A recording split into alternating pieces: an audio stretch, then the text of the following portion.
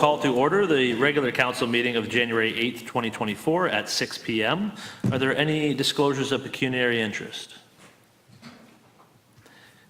Seeing none, there is some closed session reporting available that's on the agenda. With that, we will move to the consent agenda to be adopted. And Councillor Use, I believe you have a resolution for that, please.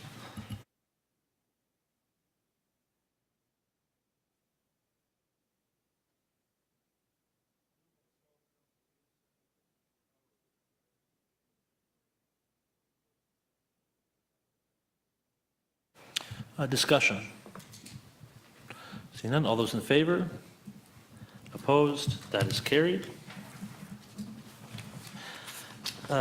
Next, Councillor Hallerou, you have the regular council meeting minutes, please. Thank you, Mayor. Through you.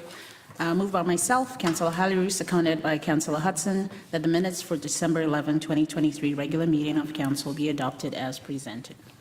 Is there any discussion on those?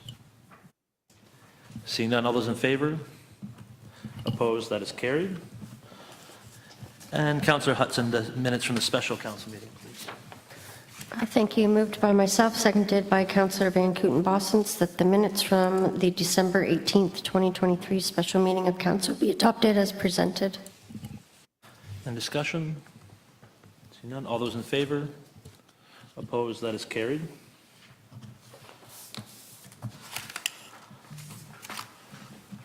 Okay, that will bring us directly into our special reports. Number 1, CS-002-24 VPCC Dehumidifier.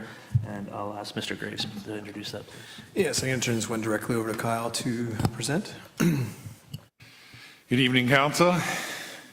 So before you have a report about the VPCC Dehumidifier. If I say Ditron at any point during this report, that's what I always refer to it as, but I keep getting corrected that it is a dehumidifier. So if I say Ditron, I mean dehumidifier. So since I started with this municipality, the dehumidifier's been a thorn in my side. When we started, we got Engineered Air, who manufactures the unit, to recommend a contractor to look after the unit, to see if they could get it up into operating condition. They recommended our Blake Refrigeration out of London, which was nice and close. They came down, did an assessment of the unit a couple years ago now, and they felt like they could get the unit back in operating condition. We're now 5 years later, and compressors continue to go on the unit regardless of the fixes that we have done. So they actually suggested that we get an engineer who specializes in dehumidification units to have a look at our dehumidification unit. And as a result of looking at it, it was determined that our current unit is undersized at 154 pounds per hour of dehumidification, and that is what ultimately they believe is leading to all of the issues with the unit. So no matter what we would do to fix it, because it is undersized, it would continue to have issues. In their assessment, they gave us two options of what could be done. The rooftop unit being one of them at 250 pounds of dehumidification per hour, and the indoor unit, which does 200 pounds of dehumidification per hour. When asking them for a recommendation between the two, they do a calculation where they determine the load based off the amount of patrons that use the facility. They used a conservative number for that calculation, which ultimately pushed them to the 250 pounds per hour recommendation to make sure we were not undersized. That 250 pound per hour unit is much more than what was originally put in budget. So the report in front of you is to ask for the additional funds to be able to go with the recommended unit of the 250 pounds per hour.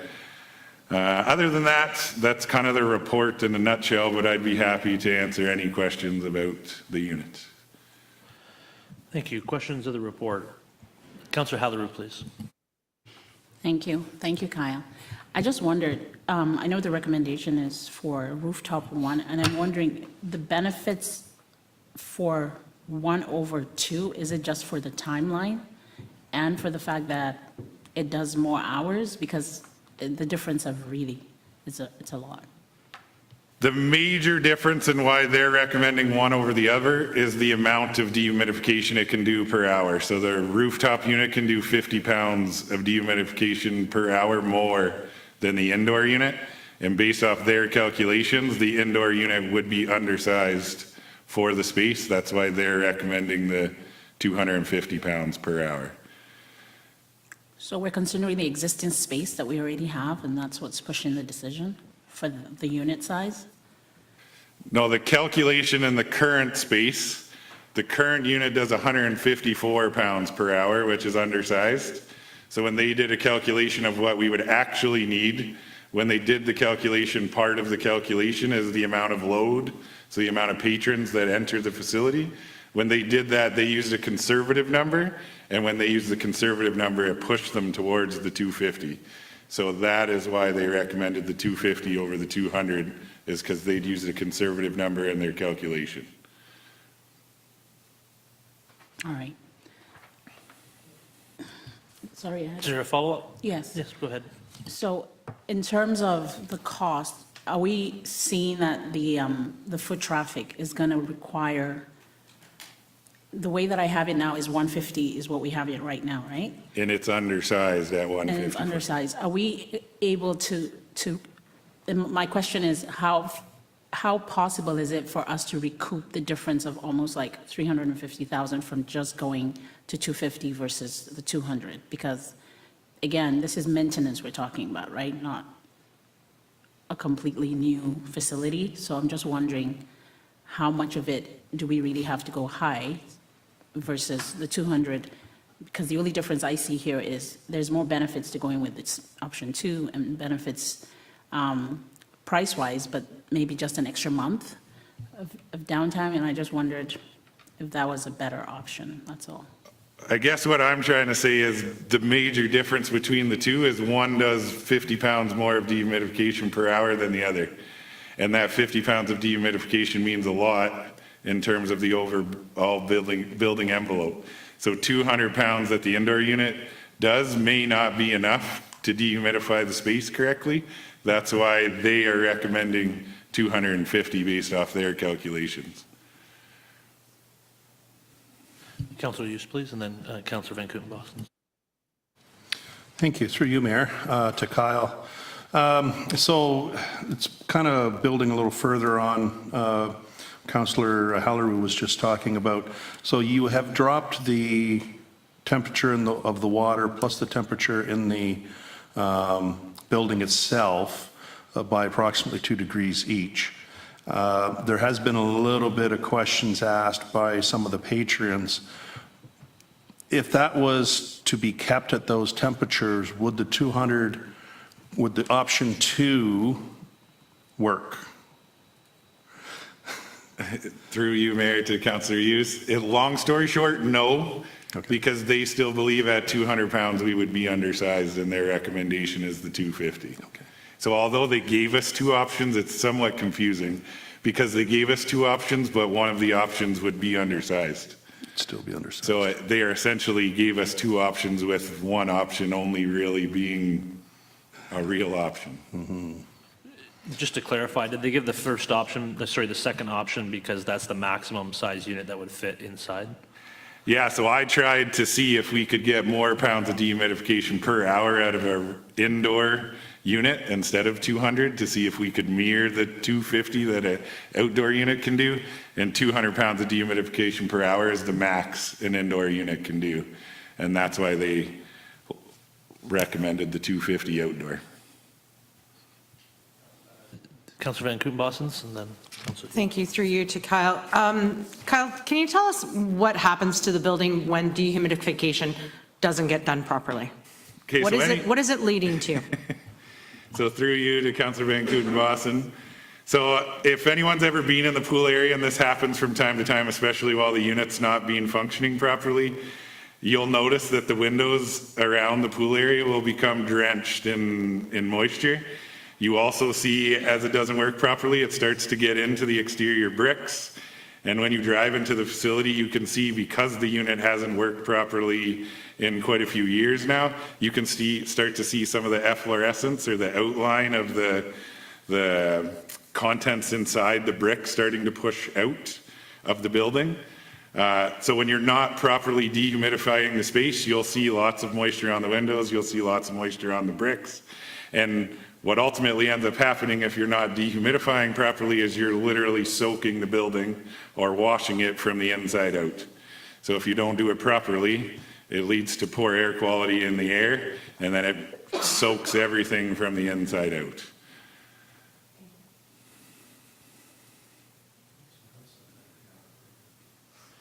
Councillor Hudson, do you have a question? Thank you, through you. I just had a question why one had, sorry, I've got to go back up here. One had a 25-year plus lifespan and one had a 35-year plus lifespan. I was just wondering if you knew why. The difference is essentially the outdoor rooftop unit's exposed to the elements, so sitting outside all the time deteriorates it faster than the indoor unit, which would be housed inside. The unfortunate part about the indoor unit, as I mentioned before, is the max you can get out of it is 200 pounds of dehumidification. Councillor Bowman, you had your... Thank you. Councillor Hudson asked the question I was going to ask. I was going to ask the same thing, whether the reason for the difference in the lifespan was A, outside, and B, must be because it's a 250-pound unit versus a 200-pound unit. It's going to be working a little bit more, is it? Councillor Hughes, please. Thank you. Through you, Mayor, to Kyle. So obviously the dehumidification issue has been the core of the problems that have been happening in that building for the past 30 years, 20 plus, 25 years. Would you agree with that? What would be the ongoing maintenance cost, just yearly maintenance for the outdoor, if you have this information, for the outdoor unit, rooftop unit? Do you have that information there? I don't have the numbers on me, but what I can say is that all of the town's HVAC equipment goes on a preventative maintenance program. So the town's HVAC contractor comes in quarterly and does maintenance on all of our units. This unit would be no different than any one of our other HVAC units. And that maintenance personnel are familiar with this type of equipment and would be able to service it properly. Okay. That's all I have. Thank you. Thank you. Further questions? I have one around the extended warranty. Staff is recommending that they not have the extended warranty an extra year. It is a $10,000 to $15,000 cost. What kind of price tag have we seen on repairs on the current unit for an average repair, say if a compressor goes or something like that? A compressor is about $25,000 per compressor. And that's in general what's been going on the unit. The reason why staff didn't recommend it is because you're only getting an extra year's protection. And if you're in year 2 of this unit and you're already beginning to have problems, those problems should have already presented themselves in year 1 as you worked out the kinks in year 1. If it had been protection for an additional 5 years or an additional 10 years, staff would have been more agreeable to an extended warranty, but only extending an extra year didn't make much sense given the status of the unit. And there's no option, they won't provide further No, assistance? they will not provide beyond year 2. Okay. I thank you. You answered a number of my questions that I emailed earlier, so I've basically out of questions at this point. That was the one that just came up. So is there any further questions? Seeing none, I believe we have a motion. I do. Thank you, Mayor. Moved by myself, seconded by Deputy Mayor Wilson, that the Council of the Corporation of the Town of Ingersoll receive staff report CS-002-24 as information, and that Council approve staff proceeding with option 1 to replace the dehumidification unit at the VPCC with a rooftop unit. Discussion. I'm certainly in support of this. I think we there is clearly only one option, in my opinion, because it's the only one that works. That's the professionals are saying is going to solve the problem. And it's clear that there has been an issue with that unit since day one. We've spent a lot of money on repairs to the facility with the roof and other items due to the humidity. So it's certainly more than we budgeted for. But I think in the long term, it will help reduce those costs, those big capital costs greatly, hopefully. Hopefully it lasts more than 1 year or 2 years. And we can get some good service life out of that unit. I think, yeah, it's certainly a larger hit for sure. But again, if that's the solution that's going to fix things, then that's the one I believe that we need to go down. If there's no further discussion, Councillor Hughes, please. Actually, it's more, not more, it is a question, if you'll allow me to ask. So the 472,000 extra will have to be drawn from the reserves. What impact does that have on our reserves for this, wherever they're coming out of? I can answer this question. So the additional funds will be drawn from the Canada Community Reserve Fund, which is formerly known as gas tax, federal gas tax. We have sufficient balance in that reserve to pay for the entire project, so the reserve will go down an additional $400,000. Any further discussion? Seeing none, all those in favor? Opposed? That is carried.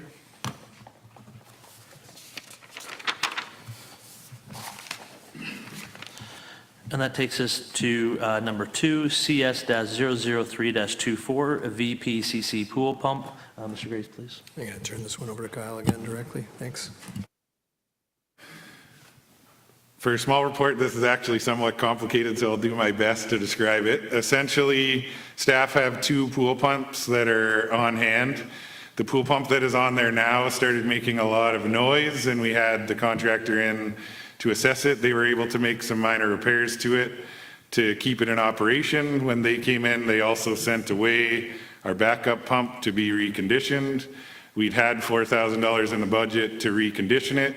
When they got it to do their assessment, they determined that it could not be reconditioned and that we'd have to purchase a new one. So the cost in this report is to purchase and install a new one, then also leaving the $4,000 in the budget so that we can send the one that is on there right now that is making noise away to be reassessed and then make the repairs to that unit. So it's essentially $14,000 to purchase a new unit and install it, and then we would use the existing $4,000 that's in the budget to send the current unit away to be reassessed. Questions of the report? Councillor Halleran, please. Thank you, Kyle, through you, Mayor. So will we now have a spare pump after we've repaired it? We've always had a spare pump, but when we put this pump on right now, that spare pump hadn't been sent away yet. So this new pump that is on there, well, it's somewhat new. The new pump that is on there now was just put on recently, and that's why the backup pump had not been sent away yet. It's when we called them in to see why the new pump that was installed was making noise, is when they took the backup pump away to assess it. Okay, so now we're able to get a new one and have the old one fixed. All right, thanks. Further questions? Councillor Hudson, please. Thank you, through you. Just a question, the backup pump, was that originally a new pump that was just sitting, waiting to be a backup, or was it a previously used pump that was set aside? It was a previously used pump that we'd set aside when we put the new one on, and it had not been sent away for reassessment yet. When they came to look at the current pump that's on, that's when they took away the pump to assess it. Thank you. Question, is there any warranty with the pump that's on, the new pump that's on there, or was it remanufactured, or? The pump that is on there now would be a remanufacture, so there'd be no warranty, but the new pump would come with the standard warranty. Okay. What's the difference between a remanufactured pump and a new one, price-wise? So when they did an assessment on ours, when I say that it couldn't be refurbished, it was essentially $7,800 to refurbish our old one, and a new one is $8,500. So that's why they recommended you might as well just buy a new one, because reconditioning it was essentially the same cost. Councillor Hudson, please. Through you, just for future purposes, I'm wondering, for the backup pumps that we have sitting in case we need them, is there some kind of maintenance already in a process? Just do they get sent away every so often just to make sure things aren't drying up, or? Usually what happens is when we put a new one on, the backup gets sent away to do replacement. The reason why the backup wasn't initially sent away is because we ran into issues on the pump that was put on, like at the same time as it was being sent away to be reconditioned.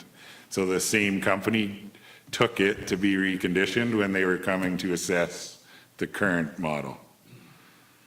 Because when we were closed over the summer, or when we were closed with the air issues, that would have been last year. When we were closed a year ago, we put the new pump on when we were dealing with all the air issues. Any further questions? Seeing none. Councillor Bowman, Deputy Mayor Wilson, please. You have a motion. Moved by myself, seconded by Councillor Bowman, that the Council of the Corporation of the Town of Ingersoll receive staff report CS-003-24 as information, and that Council approve drawing $14,383 from reserves to fund the replacement and installation of the spare pool pump at VPCC. Discussion? Sorry, I have a question for finance. Is this coming from the same reserve as the pool dehumidifier? No, it will be different reserve. We have reserves dedicated to Victoria Park Community Center. This project will come from the VPCC reserve. Thank you. Further discussion? All those in favor? Opposed? That is carried.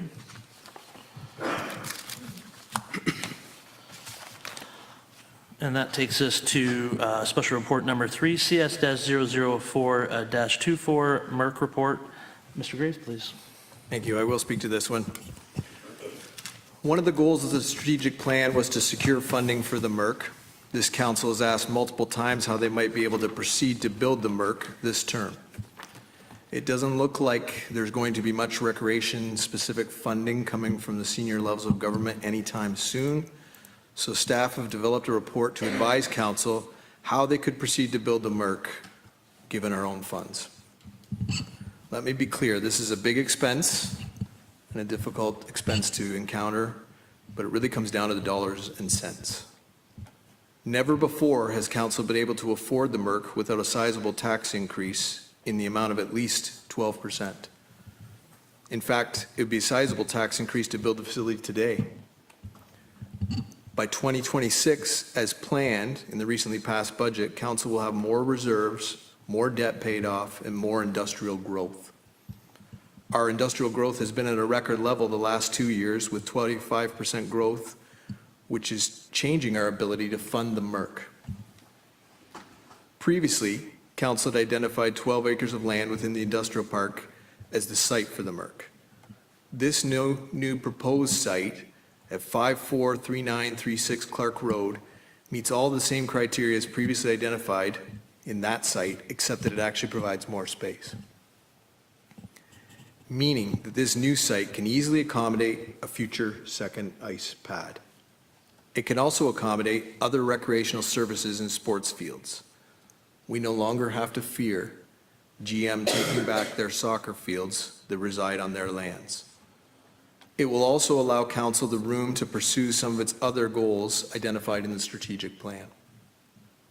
Further, this frees up 12 acres in the industrial park to be sold for another industrial user, bringing in monies that will probably cover the purchase price of this property and the servicing. not to mention more industrial taxes and more jobs. Anyone that has looked at the price of land these days knows that this deal with Growbook Farms is a very generous one. Due to the generosity of Growbook Farms, the discussion regarding this purchase has been in closed session until now by their request. In my mind, all of that is a win, win, win, win. And those are the types of arrangements that council asked staff to bring, and I believe we very much accomplished our goal. This report is here because council asked staff to advise how we could proceed with the MURC. This report does that, but is really now up to council to decide what level of service they wish to provide. Council could reinvest in the existing facility and essentially keep the status quo. Council could build the new MURC in 2026 with a single ice pad. Council actually could build the new MURC with 2 ice pads, but staff didn't outline that option, and staff don't recommend it because it would come with an additional cost of approximately $15 million, and that would be at least an 8% tax increase. More troubling, that second pad, ice pad purchase, or for that matter, purchasing any other property other than the Growbook Farms property, would push the municipality close to the edge of the municipal debt limit as required by Ontario Regulation 40302. Staff would never recommend getting that close to the debt limit, as it is always prudent to save some room for emergencies. Staff's recommendation would be to proceed with the single ice pad, and if industrial growth continues at a breakneck pace, council could, a few years after the construction, consider the second pad, which will easily be accommodated on the new site. Ultimately, those are council's options, and staff gives this report over to you to consider how you see fit. I don't know if Irina and Kyle have anything further they'd like to add. Excellent. So we have the proposed multi-use recreation center information available if we need maps or if we need pictures. So if we just ask Kyle, he can provide that for us. I will open up for questions. Before I do, we do have a number. This is a large decision. It's a large project. There's a couple items within this that council will have to discuss this evening and get questions and information on. One of those is if there's any interest whatsoever in the current facility. The other is if they want to pursue the new facility and to what extent they would like to do that and how and where. So certainly there's a lot of information. It's never been a possibility before. So we can have a great discussion on it and try to get some information to try to move forward in a prudent way. So I will open the floor to questions on the report.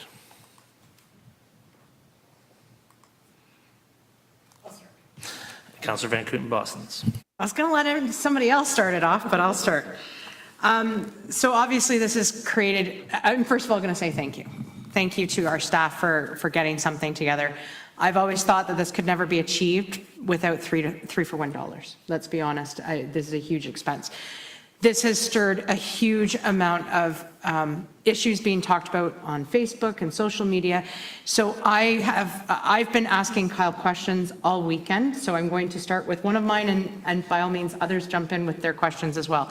Because I think that we need to be answering some of those questions. I personally don't like to do it on social media because I could say that the sky is blue and somebody would say it's black. So I don't personally like to put facts out there unless it's coming through our town in that respect. So I also think that, I'll tell you what I think later. But anyway, so one of the things that, that was questioned, and I have a question about it as well, is that it looks like this complex would only seat 300. I know that within the multi-use facility study, it was recommended somewhere between 500 and 800. Is this a possibility to go back and look at that and being able to get that number back in there? And what does that do for our facility? Do you know, Kyle, how that would help the facility in that respect? So through you, Mayor, to Councillor Van Kooten-Boston. I've actually already reached out to Nicholson Sheffield Architects, who put together the drawings that you see, to note exactly what you noted, that Phase 1 report actually shows there being, or that there should be 500 to 800 seats in the current facility. Although when I asked them what the design currently had, they answered with 300. I have followed that up with, why did we not go with the 500 to 800 recommended? I have yet to get a response back from them on the explanation yet. Some of it could be standing room seating, who knows? I'll wait till I get that explanation back from them. The difference would be any additional square footage to add some additional rows of seating. Right now, you're looking at about $434.62 a square foot based off current pricing for the arena. So if you were to add, any square footage would be an additional $434 in concept right now. That's assuming you couldn't add in rows as it stands today without adding on. Because you may be able to add seating within the current design without having to add on. Councillor Halleru, please. Thank you, Mayor, through you. To Kyle, thank you. The question I had is, I've looked at this whole MURC design as an older reflection of what Ingersoll used to be. As someone looking at it for the first, time since we've passed the budget to actually consider it, I'm wondering, is there a possibility that a redesign is a better idea maybe, to consider a lot more options and a lot more seating and a lot more, because we're at a crossroads where this could be it for this region, for us to host games, for us to host even other tournaments. And I'm just wondering if continuing to even talk about the existing design and its limitations is in fact something that we need to revisit. I'm just wondering. I'm just going to turn that to Mr. Graves. Yeah, my suggestion would be that we, I would suggest we tweak the design more than a full redesign. We don't want to delay too long. If you're shooting for 2026, we need to start going on some of the evaluation of the site, some of the servicing for the site, and starting to think about what an actual construction looks like. This issue with the seat arrangement needs to be dealt with, and that may cause some minor tweaking of design, but I just want to caution against the full redesign, given that it could take quite a bit of time and cost a fair bit of money. I'm just going to add to that is that there was a facility needs assessment done. It was along with a facilities assessment team. Some of the members are in the audience today. And so that team put a lot of effort into gathering data on what the facility would need as far as for the thing. I agree with you that Ingersoll has been 5 years. So Ingersoll has everything has changed over 5 years. And so I would agree with going back to the community, making sure those numbers and see where those trends have gone to make sure that this would meet our needs. But I would agree that it may slow down too much on for a full redesign. And Councillor Halleru for the follow-up. Yeah, thank you. So that's in essence what I meant. I'm sorry if that came across different, tweaking and more because we have more land. When we talk about adding, say, maybe one or two other sports, for example, we're looking at something that obviously looks like it's just a main hockey arena and with, peripheral sports. And then we're thinking about maybe even adding another ice pad. So I'm thinking if at this point, regardless of, what we think, really revisiting the public to reflect a lot of the things that we need, and tweaking is what I'm saying. And the reason I'm adding this idea of tweaking it and considering the tweaks based on the public and what they want is because we now have an opportunity to actually expand even on the MURC design that we currently have. So that's really critical, because if we continue to go back to the sentiments of it might take time, it might take a little bit of money, and then we build the MURC and then it's just not bringing the revenue that we want, and it's not allowing us to take more advantage of others coming to our town to bring more, boots on ground, then we're losing the whole focal point. So I think there is some room to really think of options and tweak numbers, because for me also 300 was a joke when I saw that. It's really time for us to think big and think that our strategic location requires us to be a bit more open-minded about what we bring to this MURC. Thank you very much. Further questions? Maybe some comments too, if we need to get towards the direction. So, Councillor Hudson, please. Well, thank you, through you. I'm just wondering, so is there an opportunity today that we can say, yes, let's go ahead with the build, let's pass today, yes, 2026, let's do it, we've waited a number of years, but also let's, put it back out to the community again, since it has been a number of years, and follow through with some updated input from them and move forward, but at least give everybody the yes today, we're going to move forward? That's certainly a possibility for council. I would say that council's made a strong commitment already with approving the budget in 2026 and getting that it's in the budget. Not to say that it's set in stone. My biggest concern is that I want to make sure that we have the chance to do due diligence. We just purchased the land. There's not a lot of opportunity to say that it certainly seems like a good location, but until that due diligence has been performed, I think we all know the issues that we went through when we discovered the industrial land.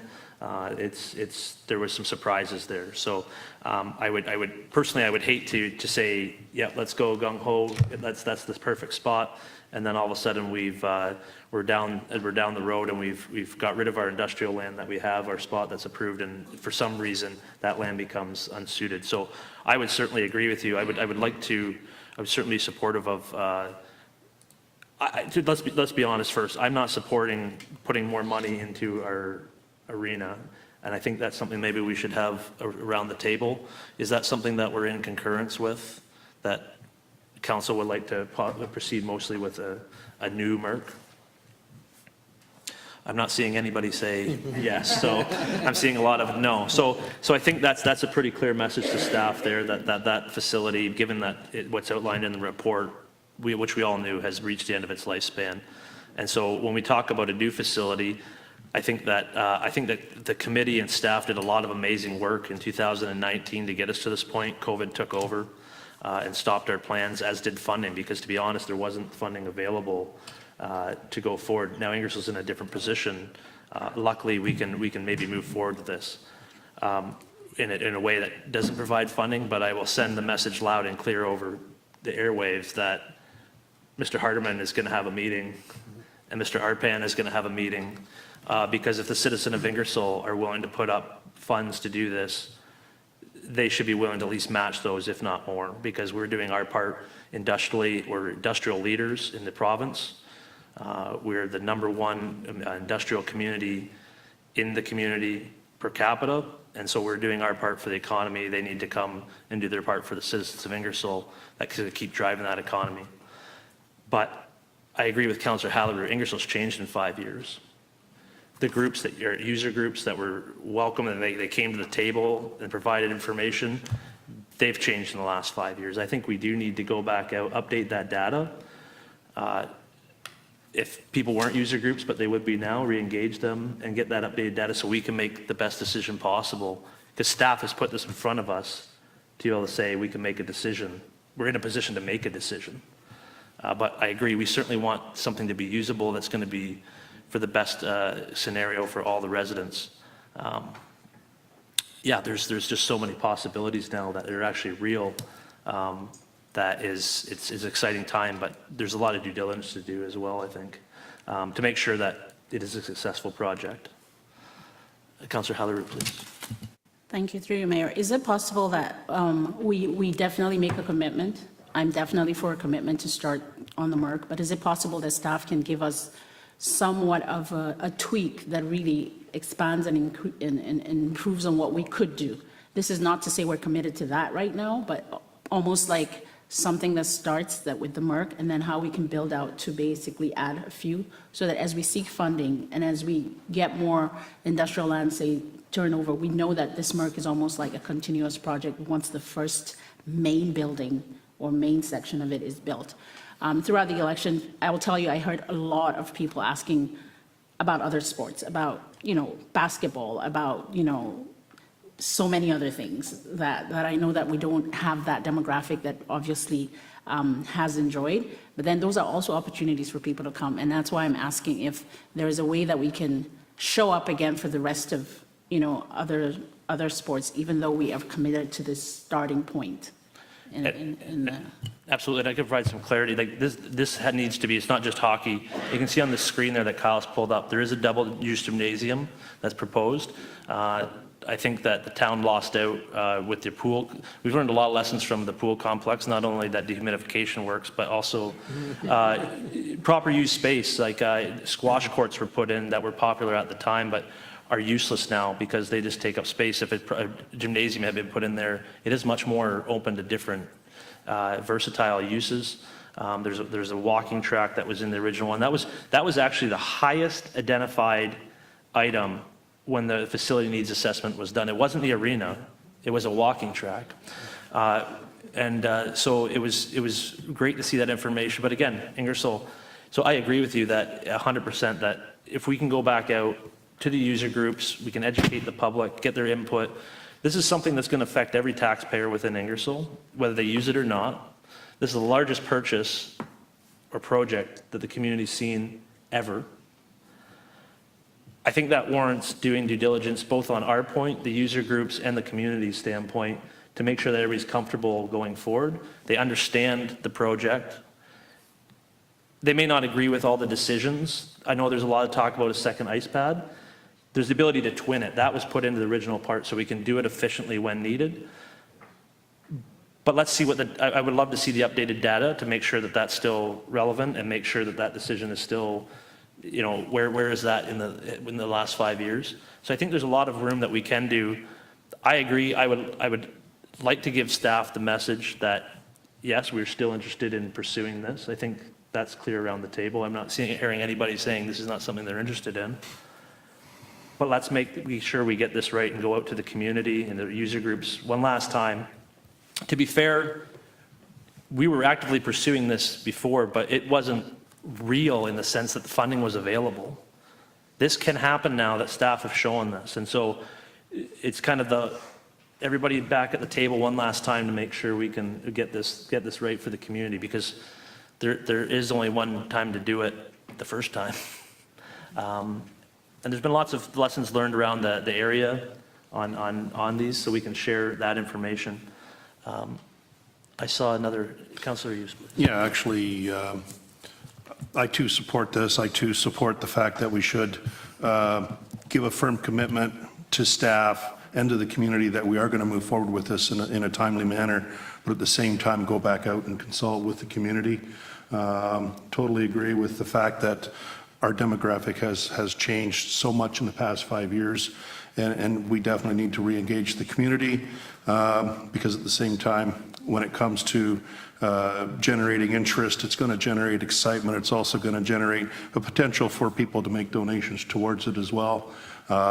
Once we get the campaign coach on board, then that will help move that forward as well. And with excitement comes community pride. With community pride comes participation, and it just becomes that much better a community because we're able to afford this to our residents of the town.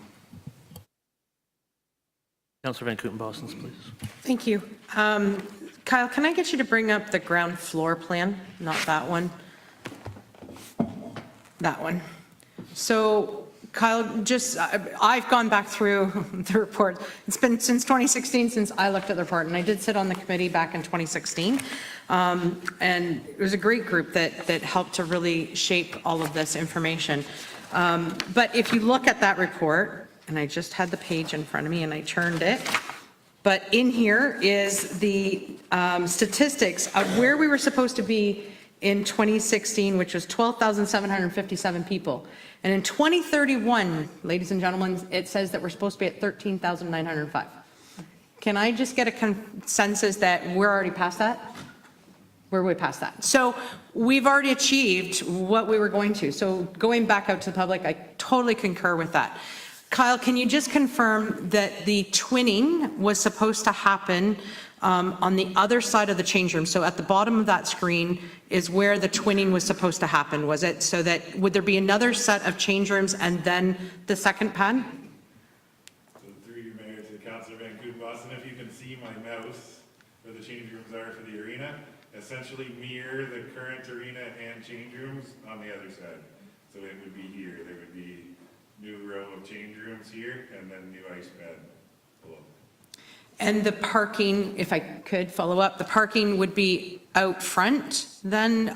So where the outdoor patio, the multi-purpose community center, if there's a better map that you have, sorry, I just didn't have one, so. Well, this shows it, it's on both sides. So the new arena, the second pad potential would be over here. Okay. So, and I'm just going to reaffirm that this is a multi-use. It was always meant to be a multi-use. It's got the basketball courts, it's got a community user group room, so that it can be used for not just hockey. I agree that it was never meant to be just about hockey. It was meant to be about everything in one spot. It's about bringing the soccer fields, it's about bringing the ball fields, and we have that amount of space. So I totally am in favor. I will state my opinion now. I am totally in favor of this piece of property, but I too would like us to make sure that before we get too hyped, that it is able to go there and make sure that we're doing our due diligence and then go back to the community, because there still might be something else, such as some of our diverse group that has come into our community, that has pushed those numbers up to 14,000. You know, that maybe there's something else that they're wanting. I know that we have West Oxford girls hockey that's playing, and they're not playing at all in Ingersoll. They are in Chelmsford and Embro, but they have Ingersoll girls playing. So, I mean, we have the potential. Kyle, can you give the percentage of where we're at? I think it was 40% is what we could fill a second pad at this point, at that point in 2016. So yeah, I'll caveat all by saying these are 2016 numbers, so obviously have changed or could have changed up or down since then. But when the phase 1 study was done, it determined 40 to 50% of prime time usage of the second pad. So it essentially was showing 20 to 30 hours of additional prime time ice on the second pad. Now the number they use when determining whether you need the second pad or not is 90% utilization of prime time hours.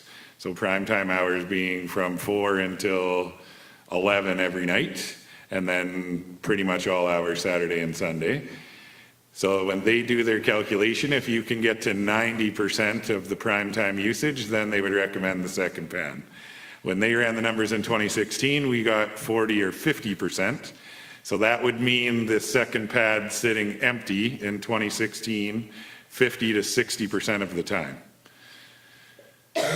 in prime time ice. So in addition, any non-prime ice would also be empty. So I fully agree with council that it would be good, because we're talking 2016 numbers, to go back out to the current user groups and those, West Oxford Inferno being one, to determine what their usage is now, because from some anecdotal research that I've done this weekend, the amount of ice usage that minor hockey is using in Zora now varies significantly from when the study was done in 2016. So, and it's 40 to 50% is kind of right in the middle of, do you build a second one or do you not? And redoing that calculation will help council determine, is it 20% of prime time ice? Is it 70? Is it, so if we're able to get a more clear indication through doing that assessment, that will help.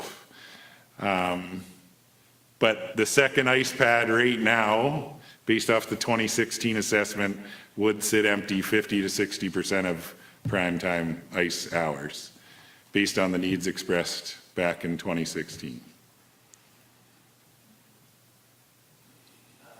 Councillor Hallerou and then Councillor Hughes, please. Thank you so much, through you, Mayor. To Kyle, yes. I just wanted to say, from my experience with having twinning, it's a great idea, because if I have my kids who, I'll give an example in Brampton, we lived in a very brand-new community where it was just buildings, same way we have the growth here. And diversity requires that when we're planning things and we're actually seeking funding now, we have to be very careful. The more diverse that facility is, the more openings we'll have for more money. And one of the reasons I'm pushing for us to be careful is I know that my kids learned hockey because there was an ice rink there, even though they also into basketball, but they actually learned to skate and learned to play hockey because it was there. Same way other kids are going to see the basketball court and want to learn it. Now, there's need for us to also consider, do we have, say, for example, 300 spots for that basketball seating? Just as we're also concerned about if there's 300 seats for hockey. If we miss this little point in thinking a little bit of tweaking, then we miss the opportunity for some games to come to Ingersoll for a basketball tournament, for example, or for a tennis tournament, or for something else, which is why we have to have an open mind and kind of think a bit more equally about how we include other kinds of sports. So just like you said, the second facility may have 50, 60%, but it's still needed. But then because we have both of them, we can actually have now one tournament on one and another on the other, rather than thinking that because one is multi-use, that we could actually have different people on it at the same time. So again, to staff, I'm saying let's little bit more bolder in our thinking of what we could bring in terms of people, sports, and also maybe the twinning, as we talk about, in future will not necessarily come from this approval, but at least as we think of this approval committing to the MURC, we're thinking about things that expand outside of it and not just the twinning for the second arena, hockey, but also other sports. It's just really my focus, because I've seen communities grow so fast that you won't believe already you'll be regretting in 10 years that we wish we had this. This game would have come to Ingersoll instead of our kids going to London to play, other sports. They're actually hosting them in Ingersoll. The kids, hockey, girls should be in Ingersoll as well. So regardless of whether we see it at 50, 60%, I think it's needed. And that's in the same vein, I'm saying let's also think of the expansion into other sports, if we understand what I mean. I certainly agree with you with wanting to give opportunities as much as possible. There is fiscal realities as well that we have to take into consideration. There's like London and such, and larger communities can provide more services because they have the population to be able to spread that out. I can say that probably every hockey player just would love to be able to book time when they want to and have that available. That would be a bonus for a hockey player, but it probably wouldn't be a bonus to the person who has to pay the tax bill on it and never use the facility. So it's a balance there for sure that we all have to, certainly it's a hard one. Mr. Graves, then Councillor Hughes, and then Deputy Mayor, please. And if I could just say, with this property, because we've agreed to have at least 30 acres be recreational, that gives you a lot of opportunity. But what those other recreational lands are used for has not been determined by staff at this point. We've always wanted, from the entire time that I've been here, some sort of backup for those soccer fields at GM. It's been a worry for many, many years. Now we kind of have that in a reserve, but I think what that becomes and what those fields become and what some of the rest of the lands have become is not cast in stone at this point, but that's one of the big advantages of the site. It gives you that opportunity to look at what those things are, and I think that's going to be an ongoing thing over the next few years, analyzing how we grow, analyzing where we're going and what's needed, and making sure that we're meeting that. This property gives you that chance. Yeah, I'll just pass it over to Deputy Mayor. Thank you. Through you, I wanted to note, further to your comment, that there already are a lot of girls hockey players, especially paying taxes here, who cannot access the facility, and we have to take that into consideration. I'm not saying we can commit to a second pad in this phase, but I think to Kyle's point, we do need to have that information to take that into consideration for future growth. My concern is where the line is between going out for feedback, but being reasonable on how much we can change what's before us today. And so I'm not sure if staff have any feedback in terms of the scope, because what I don't want to do is tell the community that we're going back out full tilt when really we're only looking for certain feedback. We're really not reopening this entirely, tweaking. I think we kind of understand what that needs, but I do think we need to be clear with staff and with the public what we mean by tweaking, because we're not redesigning the whole facility. We're not redoing all of the drawings, I don't think. So I think it's important that in our direction to staff and in our communication with residents, they know how much feedback we're looking for, so we're not misleading anyone thinking they get to have full say, but really we're kind of just looking for certain amount of feedback. And I would agree with that, and I'm anxious to sort of hear from council what they would like us to, and so, we can do it however, and that's when I gave my preamble at the beginning, this is kind of a level of service thing, and council needs to tell us. I do think, and I also was trying to clarify in that, we do have some realities. If you talk about a second ice pad now, you are literally getting close to your debt limit, if not, and that's it's a real limit. And so there's only so much you can do with that. It's ambitious to look at a plan like this to say, here's how we're going to fund it ourselves, but it may well be that we have to say, well, this is all we can afford to do right now. And, if economic development growth continues at the breakneck pace that we've been at for the last little while, in 5 years or something, it might not be hard to add a second pad. I don't know. My crystal ball isn't completely clear on that, but I would say it would be nice to have from council some sort of direction to say, here's what we want you to focus on, get some feedback, what the tweaking might look like. I'm sensing that the tweaking is, do we have enough seating? Are we, is the general public happy with this kind of a facility that includes a walking track and a gymnasium? Those kinds of inputs, I think, is what we're looking at, but I would like to hear that from council, I guess. So when I think of feedback, I think of, we had a group of, our user groups are the most important users, groups, I think, that we can re-engage with heavily with, because they have the data to make sure their users are using and statistics to try to update the data from 2016. To me, when I think of engaging the public, I think that really once we get that data, we can come back, we can educate the public. I think the staff has a very good model already when they do the public information sessions for the road projects. It allows people to come and have questions. I think there's a lot of questions out there, a lot of information that staff can provide and gain from those those feedback sessions. The great thing is, being in person, they allow you to have that interaction, to have those conversations, to really have true meaning and understanding of what's going on. That's where I see it. The other part of it is, I think there's some partnership opportunities. We've had the school board here saying they've identified that Ingersoll needs a school. There's a vast amount of opportunity. I think the province is pushing co-builds. I think this project is ripe for a co-build that could be used for a school. When you think about a school needs a gymnasium, we need a gymnasium. They need parking, we need parking. Kids need a lot of access to recreation facilities that would just be beneficial.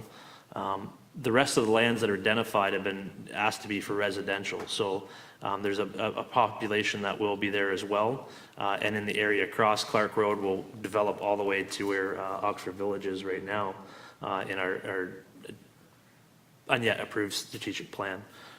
So, or sorry, not strategic plan, secondary plan, which, is one of those things. So I think there's opportunities for partnership discussions as well, because there's things that have been identified within our community that I think the municipality owning land can help move forward faster than the private sector can.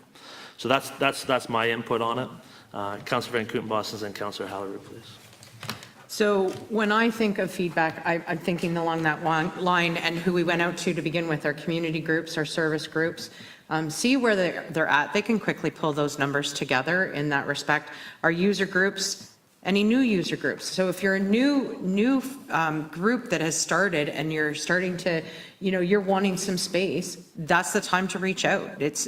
We did the same thing back when we did it the first time. Groups who maybe weren't on the list, they came forward and they gave some feedback as well. So I'm glad that you brought that up, Deputy Mayor, because I would agree with you. I'm not looking at us going to get a whole new layout. I think the layout that Sheffield has given us is a good one. If we can imagine, the twinning, ourselves, then we don't really need to have that put in front of us. But again, just making sure that we have enough seating. I didn't think about the seating around the basketball court, not something that I played basketball and volleyball and never thought about that. So again, different ideas come to the table. Love the idea of partnerships. We all do. We all thrive off of those partnerships within our community. So, going back to the curling rink, seeing whether or not their facility is still where it can be, and whether they might be able to use some of that time, that ice time as well. These are all things that can be pulled together fairly quickly while we are working towards finding out if the facility could go there. So that's what I think of when I think of feedback in that respect. Thanks. Thank you so much, through you, Mayor. Yes, I think I like the way the discussion is going, and I know that when I speak sometimes, if we don't have an open mind, we may think I'm going off tangent so much so that I'm actually in agreement with everyone. I like that you remind us that we could actually go opening a can of worms here. So let me make it clear. My tweaking is meant to be ongoing for the original plan. So when we talk about the second ice pad, I think we need it. And I say, because we've already approved the MURC, we focus on the original design, but we need to ongoing know that we have to include other needs. Now, when you talk about the direction we're going, in terms of asking the public, we just approved for a survey software. I'm thinking that we are going to be going into easy territory now when we need feedback from the public. So we already have something in our hands. Are we forgetting that we just spent money to buy a survey that would allow us to get as much feedback in as short as possible? Because I'm a data-oriented person. I need to see the data. So we're not necessarily going to go out and do something for everyone. We're going to go with the priorities. We're going to go with what's needed right now based on what we get back. So for me, which we're already getting pushback from buying something to do surveys. So let's not forget, when it comes to decision making now, we have some tool to use to get as much of our feedback so that we can make faster decisions. So based on that, the survey is what I'm referring to when I ask for us to go back to the public. And then additional considerations for those extra sports or, reflection in what the needs are will come from that survey. And then finally, when it comes to partnerships, I've made it very clear. I know that going forward, even at Roma in the last year, January, I had a conversation with the Deputy Minister of Municipal Housing, and she said categorically, projects going forward, whether housing or facilities, will begin to be considered based on how diverse and inclusive you are. So if we're looking for funding for even as much of our expansion, we need to, in this facility, start thinking of how much we've reflected others and their needs. So we're talking volleyball, we're talking, even soccer, like you said, we're talking basketball, we're talking things that little sports that can bring schools together and communities together so that we can make more money from this MURC. And I hope that's clear. So we're not opening a can of worms going back to, ground zero. We're actually moving ahead, full steam on top of what we already have. And I hope that's very clear. Deputy Mayor, please. Thank you, Mayor, through you. I think we might understand what we mean by tweaking, and we think it might be clear, but I would guess maybe staff don't I know we don't have a motion on the floor, but if there was one, I'm not even sure if it could clearly articulate that line yet. Because if we go to the curling club, for example, are we really willing to readjust this drawing to incorporate a curling club? I don't know. But if we're not, we probably shouldn't go asking them if that's what they want. So my concern is going out to the community, asking for feedback that we aren't in a financial position to incorporate, that we can't incorporate without redoing all of the drawings. So I think for me to be able to support a motion and for staff to understand what we're asking them to do, we need to somehow figure out where that line is in terms of the feedback that we're looking for. And I don't necessarily have an answer for that yet. I agree with Mayor Petrie that I think it's really important to focus on the public information sessions, and maybe that's more valuable than going back out and risking what I don't want to do is say to the community, well, you asked us for this feedback and this is what we told you. And then we have to say, well, thanks, but that's actually not really feasible. So I'm just trying to determine for the decision-making tonight and for staff, what feedback we are looking for and what feedback we're not looking for. I think I would like to hear from any of the user groups. Like, we did talk to those original user groups. The curling club was identified, and again, I think I support what Councillor Halleroo says. Like, it may not be identified in this phase, but if we know the plans, it would be nice to get an update from them where they're at. Like, if the curling club says, no, we're still good, but we're thinking about 5 to 10 years down the road, we may be needing a new facility. That gives us input data to think about the future with, that staff can use to go, okay, about 5 to 10 years. Because we do have this land available now, there's a lot more options available than the 12.5 acres offered. I think it would be nice to hear that from any group that could consider using this in the future. Even if it's just a data point, I don't think, I would love to hear their feedback now on the facility, if there is any additional feedback that they've learned within their data sets that have changed when they originally gave that. There's some user groups that were not interested at all. Again, almost 10 years later, 5 to 10 years later, those user groups may be going a different story. And so I just hate to miss that opportunity to have that information, those conversations come forward now. It may not change the preliminary design, but it may change the way it's structured in the future. Because there may be small tweaks that we can do to design if it's identified in, what if the curling club in 5 to 10 years needs a facility and they want to look at something different?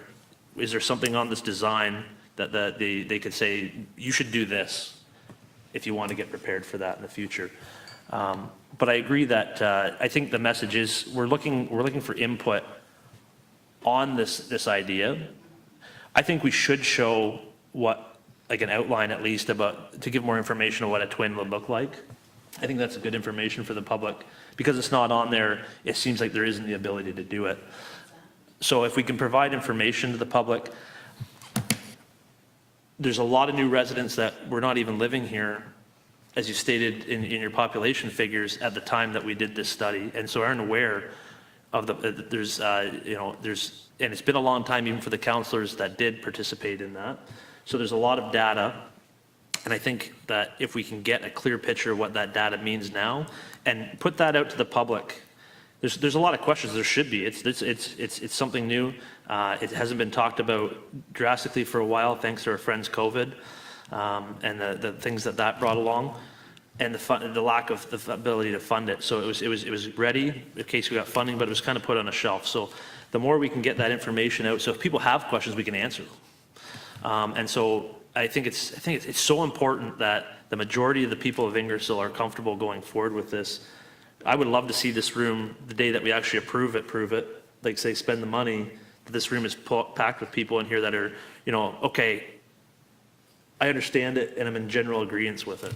Because that's a strong message to council. Because it's hard for us to sit up here and go, what does everybody in Ingersoll want? There's so many diverse, and it's a multi-use record space. If it was just arena, we could tell what user groups wanted, but it's not. There's more opportunity now because of the land. And that creates a lot more. We weren't thinking about that before because it wasn't a possibility. So I would love input on that. So I'm scared to limit too much, because as long as we put it out I think it's the context that we put it out there as is, we're looking for feedback on this design and how we could make sure that it's usable in the future, and tweaks that would make it better. We may or may not be able to accommodate those based off our financial situation, but we want to hear about them, because I think everybody around the table wants to consider those now, instead of you get in there, you're like, oh, that would have been great to do. Can I move a motion then to direct staff to do a sorry. I'm just wondering if there's no motion, or if there's a motion. I have a motion to say we direct staff to do a survey to identify additional usage, knowing that we're going forward with the existing plan as is, considering because of the extra land, we may have additional usage that can be accommodated. So there is, Councillor Bowman is scheduled to have the motion on this, but when he's ready, he can certainly either incorporate that or we can make amendments to the motion. But just to be fair, I would prefer if Councillor Bowman gets a chance to make the motion. I'm sure he's listening diligently to everybody. He was the lucky one to get the draw on this one. Okay. Councillor, but I appreciate that. Councillor Hughes, please. Thank you. Yes, I have to agree with Mayor Petrie in regards to not limiting the input. It's input. We can all learn from the input. But at the same time, I'm sure it will be communicated that again, if it's a complete redesign, maybe it needs to be a complete redesign from 10 years ago or 8 years ago. So I'm not suggesting we do it because of the cost and the time frame, but we can't just limit ourselves to, here it is, move a wall, move a light. All the information is good information, but at the same time, I'm sure the community also understands that the more we add in regards to the building, the more we add to the price tag. We can ask for this, but we can afford this. Totally get that, and I think the user groups that are going to be coming forward are going to be reached out to will understand that. When it comes to, again, the user groups, we have a few user groups that are in buildings that are going to be needing repair. And, to a certain degree, we could save some money on that building and add it into into the new MURC building. So there's lots of opportunities, lots of different directions that we can go. Again, yes, we do need to go to the community. I don't think we should limit it to just laser focused on, like I said, moving a wall here, putting lights here, putting a stand here. We can always ask for the best, and then we can go and look what we can afford and then get the best for what we can afford. Mr. Graves? Yeah, and I'm just trying to glean what advice we're getting here, but one way council could go is to consider the single ice pad, the gymnasium, and the walking track as a purely phase one of this development on this site. And maybe go to the public and say, this is our intention, this is when we're intending on doing that phase one. We'd like your input on the basic layout of this. We've already heard some feedback on the seating, and we say, well, we're looking at that and seeing if we can tweak that. But we are somewhat limited just from our actual cost, but this is our recommendation as we proceed with phase one. However, would like to look at this in a multi-phase approach, and we'd like to get some feedback on some of the additional lands of what is needed for those additional lands and what could be used, and start to get that information. One of those inputs may be, and I think it's going to take us some time to gather that information, but what is the numbers for a second ice pad? What do those numbers look like? We'll gather that over a course of maybe a couple of years. But we could also ask the public about what else do you want to do with the additional lands, and what are those, is soccer the most important thing? Is it, I'm trying to think of some obscure sport, but I can't think of one off the top of my head. I was trying to be witty there, but I don't have anything. So Frisbee golf would be, but in all reality, maybe it is, and maybe council seeks those kinds of feedbacks and tempers that to say, this is on those additional lands, and we probably won't be doing that quite as quickly as the phase one. But we will start to look at that. And there is, with the caveat that, of course, we just can't afford to buy everything that we can't have gold-plated pickleball courts or something like that. So does that make sense? Deputy Mayor Wilson, please. Thank you, through you. I agree that we do want more feedback, and I don't want to send any message that we don't want that feedback. But we do not have the luxury of time here. Our current facility, I think we've agreed tonight, we're not putting any more investment into. So if something goes tomorrow, we're without a facility until this one is built. And so feedback is important, getting it right is important, but we also have to stick to the timeline.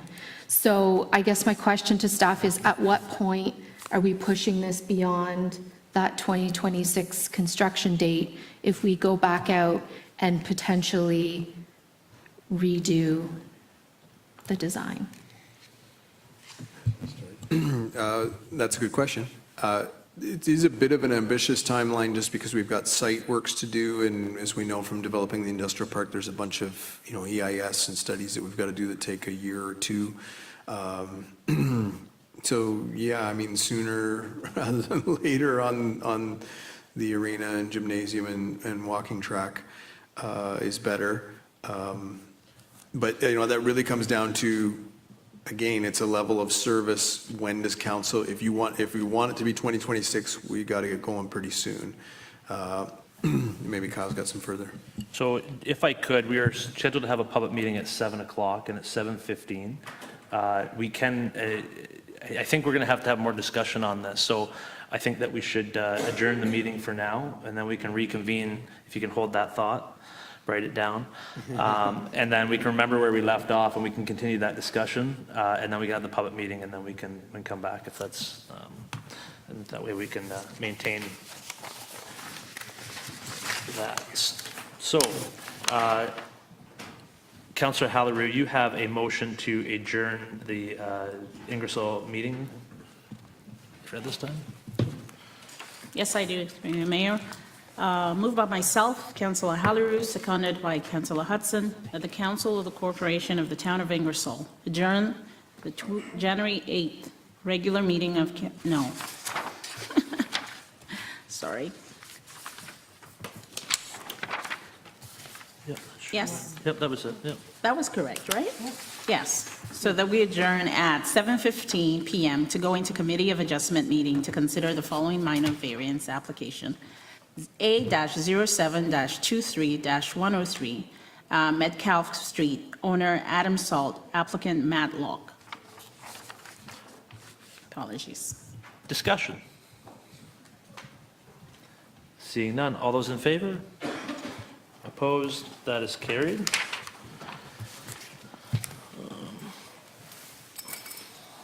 We are now in Committee of the Whole, and I now declare the Committee of Adjustment meeting to be open.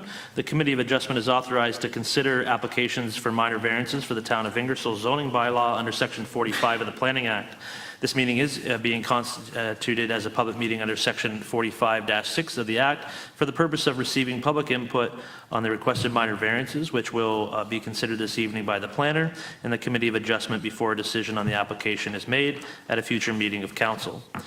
We ask everyone in attendance at this meeting who wishes to receive the decision of the committee's decision on the application being considered to sign the attendance record on the table outside of council chambers. Anyone attending virtually is to submit a written request to the town clerk, daniel.richard@ingersoll.ca. The Ontario Land Tribunal has the power to dismiss an appeal under subsection 1745 of the Planning Act if an appellant has not provided the Committee of Adjustment with oral submissions at the public meeting or written submissions before a decision has been rendered by the committee. Does any member of the Committee of Adjustment have a conflict of interest on this application being heard this evening? Seeing none. The application to be heard concerns A-0723-103 Metcalf Street, owner Adam Salt, applicant Matt Locke. Has the Secretary of the Committee received any additional correspondence on the application that's not noted on the agenda? I have not. Thank you. And I'll call on Planner Heather Sinclair to provide an overview of the application and an explanation of the requested minor variance. Thank you, Mr. Chair, and good evening. So as stated, this application for minor variance has been requested to reduce the minimum required interior side yard width from the R2 zone from 1.2 meters or 3.9 feet to 1.1 meters or 3.6 feet to recognize the location of a recently constructed single detached dwelling. The said dwelling was inadvertently established approximately 0.1 meters or 4 inches closer to the westerly lot line at the rear portion of the property than the required 1.2 meters. And as such, the applicant is now requesting this reduction to allow for completion of the construction of the dwelling and to finalize the building permit approval process. The subject lands are located on the north side of Metcalf Street between Mutual Street and Bruce Street and are approximately 471 square meters or 5,000 square feet in size with approximately 11.6 or 68 feet of frontage on Metcalf Street.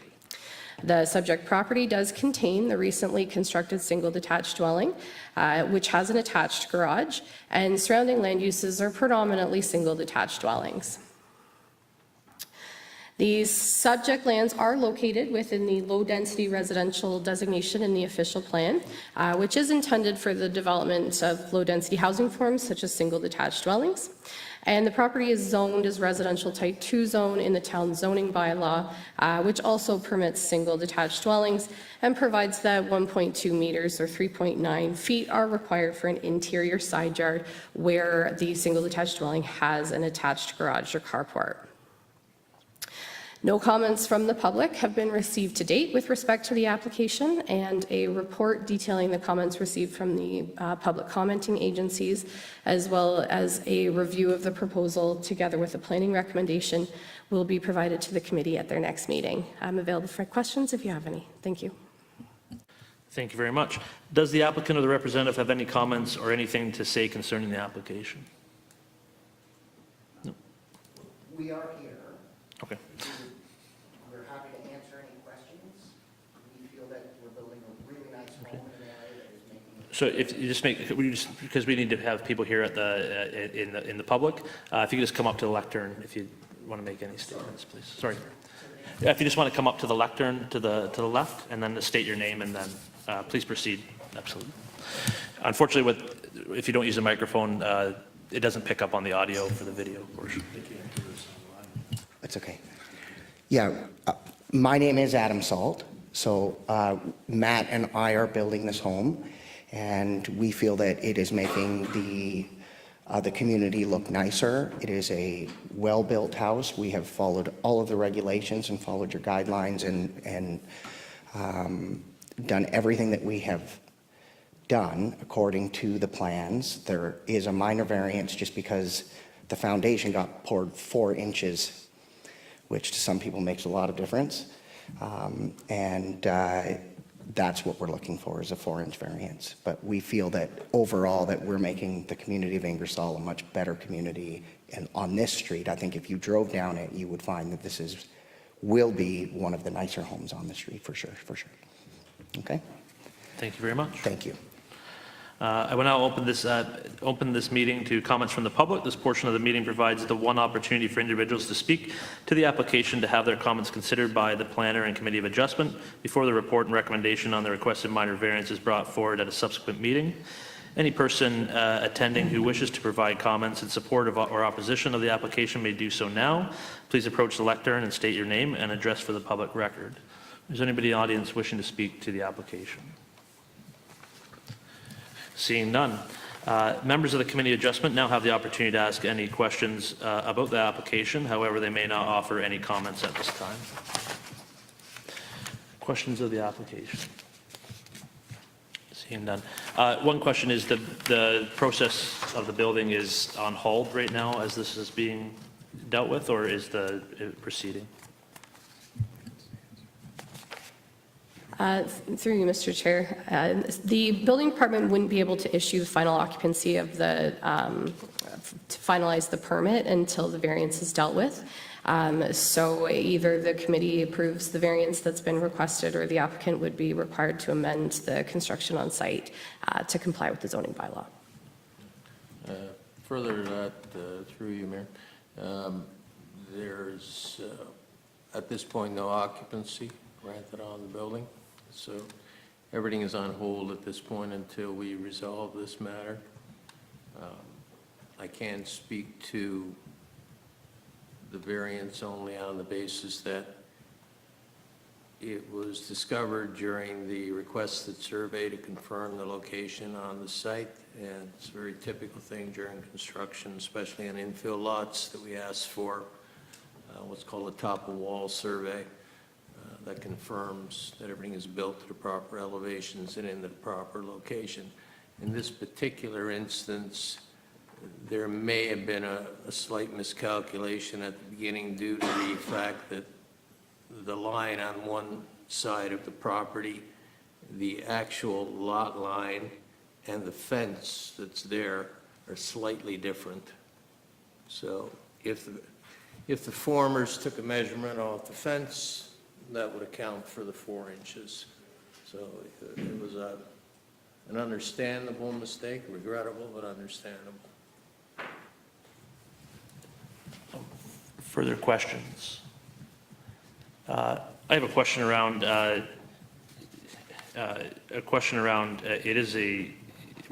it's 4 inches. What is the committee usually takes, we wait for the next meeting to come forward. How fast how fast can a report be generated on something of this nature to come before council? I'll have a report back to the committee for their next meeting in February. Okay. Further questions? Councillor Hallery, please. Thank you. Through you, Mayor, Chair.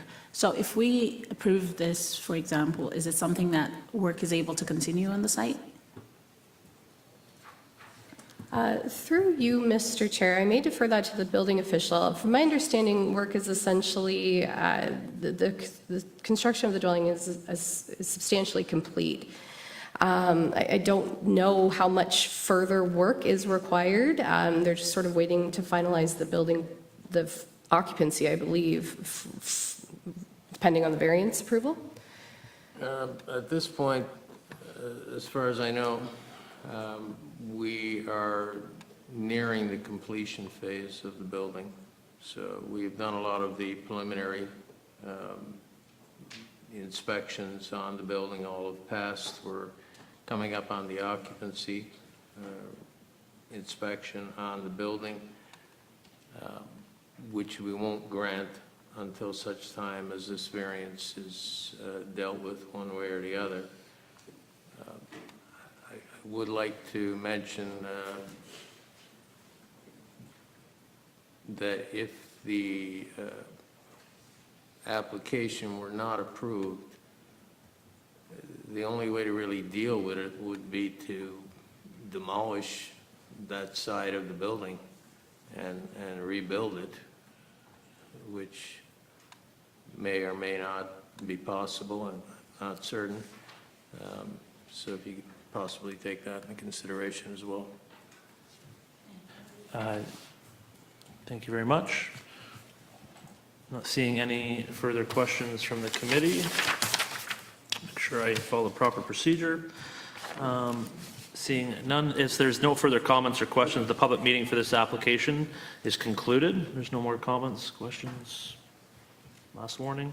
The application will now be scheduled to come before Committee of Adjustment a subsequent meeting during which the planner's report and recommendation will be considered and decision will be made. We will now consider the resolution for this application. And Council Member Hudson, please, you have a motion. Thank you. Moved by myself, Member Hudson, seconded by Member Van Kooten-Bosens, that the Town of Ingersoll Committee of Adjustment receive Planners Report number CP 2024-01 as information. Discussion? None. All those in favor? Opposed? That is carried. As a reminder, if any member of the audience wishes to be notified of the committee's decision of the Committee of Adjustment for the Town of Ingersoll, in respect of the minor variance, they must either sign the attendance sheet that is located in the foyer outside the council chambers or submit a written request to the Secretary of the Committee of Adjustment, Danielle Richard, at danielle.richard@ingersoll.ca. The Secretary must provide notice of the Committee of Adjustment's decision to all those who request a copy within 10 days after the making of the decision. Those third parties that are entitled to appeal the decision to the OLT must do so by filing with the Secretary within 20 days of the notice of decision. The tribunal has the power to dismiss an appeal under subsection 1745 of the Planning Act if an appellant has not provided the Committee of Adjustment with oral submissions at the public meeting or written submissions during a decision before a decision has been rendered by the committee. The notice of appeal must set out the objection to the decision and the reasons in support of the objection accompanied with the required fee. If there's no further comments or questions, then I call for the adjournment of this public meeting. Seeing none, and a member Van Kooten-Bosens, please. Thank you, Mr. Chair. Moved by myself, seconded by Member Wilson, that the Committee of Adjustment public meeting for application A-07-23 be hereby closed. Discussion. All those in favor? Opposed? That's carried. And Member Wilson, please. Moved by myself, seconded by Member Bowman, that the January 8th, 2024 regular meeting of council come back into order. Discussion? All those in favor? Opposed? That is carried.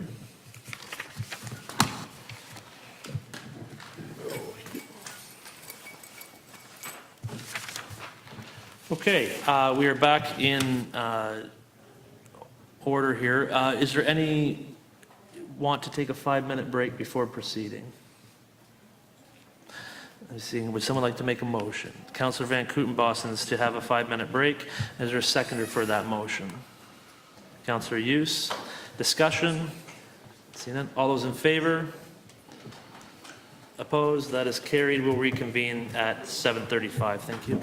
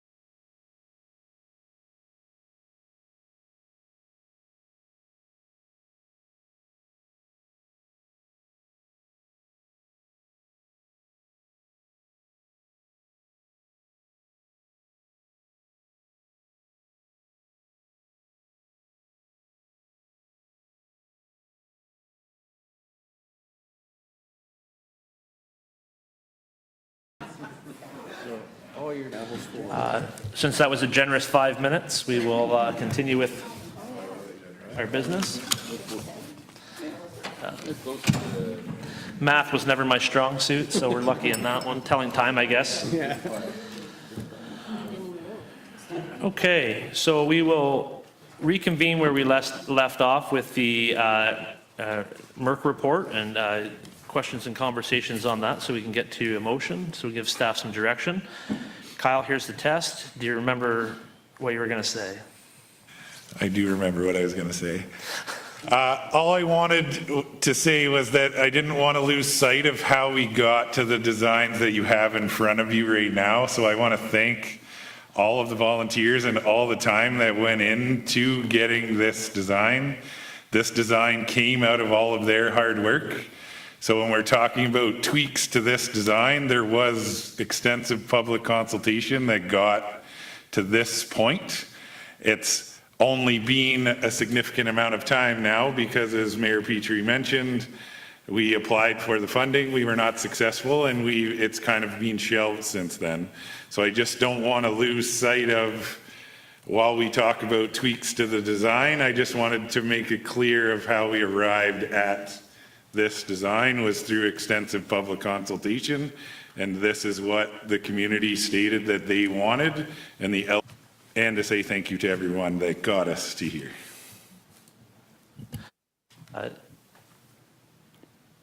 Just one, Councillor Bowman, are you near being able to form a motion from the discussion that you've heard, or would you like further? The discussion's gone both ways. There's probably a little bit of a divide, but I think I've got something down that is universal enough to encompass pretty well everything I've heard around the table here this evening. The only thing I want to ask, just for clarification, if I may, Mr. Mayor, is Kyle, when you talk about twinning the pad, the whole goal, as far as I understood, was to have the infrastructure ready if we needed to put in a second pad in the future. Everything was there, we just needed to put the pad in, correct? Through you, Mayor, to Councillor Bowman, correct. As designed now, the one ice pad would have a sufficient ice plant to house and be able to operate both pads. So it would be a matter of tying in the second pad to the existing ice plant. There would not be additional plant room required to allow the second pad to come online. It would be designed to twin. And the only reason I asked that was just for clarification for some of those that weren't here when we initially talked about this. We had all the infrastructure in place to do an expansion when and if required. So since I think you're ready, what I will ask is there any more questions of the report? And then once we have a motion, we can have some further discussion for that. Deputy Mayor Wilson, please. So just for further clarification through you, Mayor Petrie, how much time do we have to play with here based on the timeline that's in the staff report? So there will become a certain point where we take enough time that we're moving beyond the construction timeline in the report. And so that would be like the decision point for me is I'm not willing to take any more time that pushes us beyond that deadline. So whatever feedback we can incorporate within that wiggle room is what I'm willing to entertain.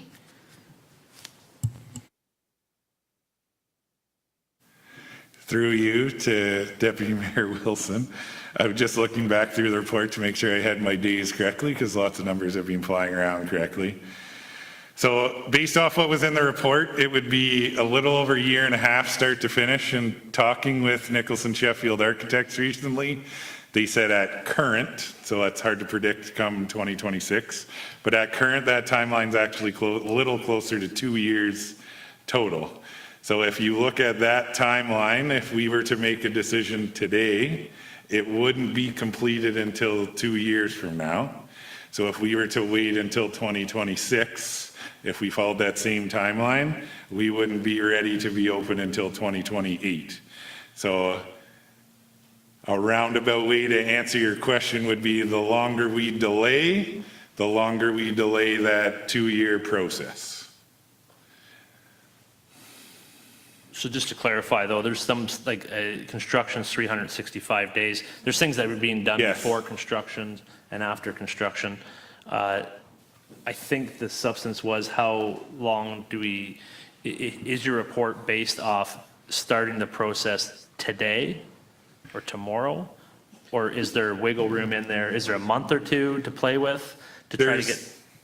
To answer your question, there is some wiggle room right now because construction's about 365 days.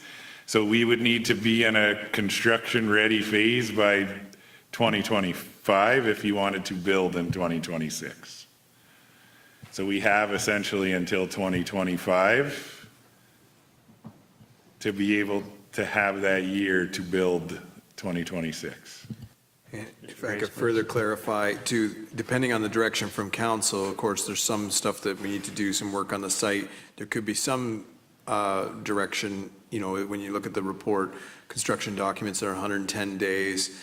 Like, I think you're really looking at, we need to kind of have an answer by March or April is where we need to be to get this done so we can actually start that 365-day clock ticking in 2026. So I'm also seeing in the report, design development is scheduled for 77 days. And that hosts several meetings with key stakeholders, community representatives, to refine the schematic design and ensure that building will meet the needs of the community and user groups now and in the future. So I think that's been built into the timeline. I'm just saying, I think we need to have that information come back to council before, I think that staff correctly identified that needs to take place. But from my view, I think that needs to happen and then come back to council. So council's aware of that feedback and can go, yes, this is, that we're comfortable with what we have based on the feedback, or recommendations from staff will come forward with that to make sure that it goes to the next one, which is the construction documents, where that can be incorporated into. And then hopefully, my guess is that it's probably going to take longer than 77 days to do some due diligence on the property at that point anyway. So we won't be out of consideration. It will have a little bit longer to have that process happen, because we won't be in a position to be able to say that the site is good to go within that 77 days. So I feel comfortable there's time to put that together in a reasonable amount of time. I agree with you. I don't want to a year and a half process or anything like that. We have the people at the table. The groups the user groups we had the infrastructure in place to facilitate that. The groups are at the table. They know what kind of data we asked for before and what they could provide. So I think that can move fairly fast.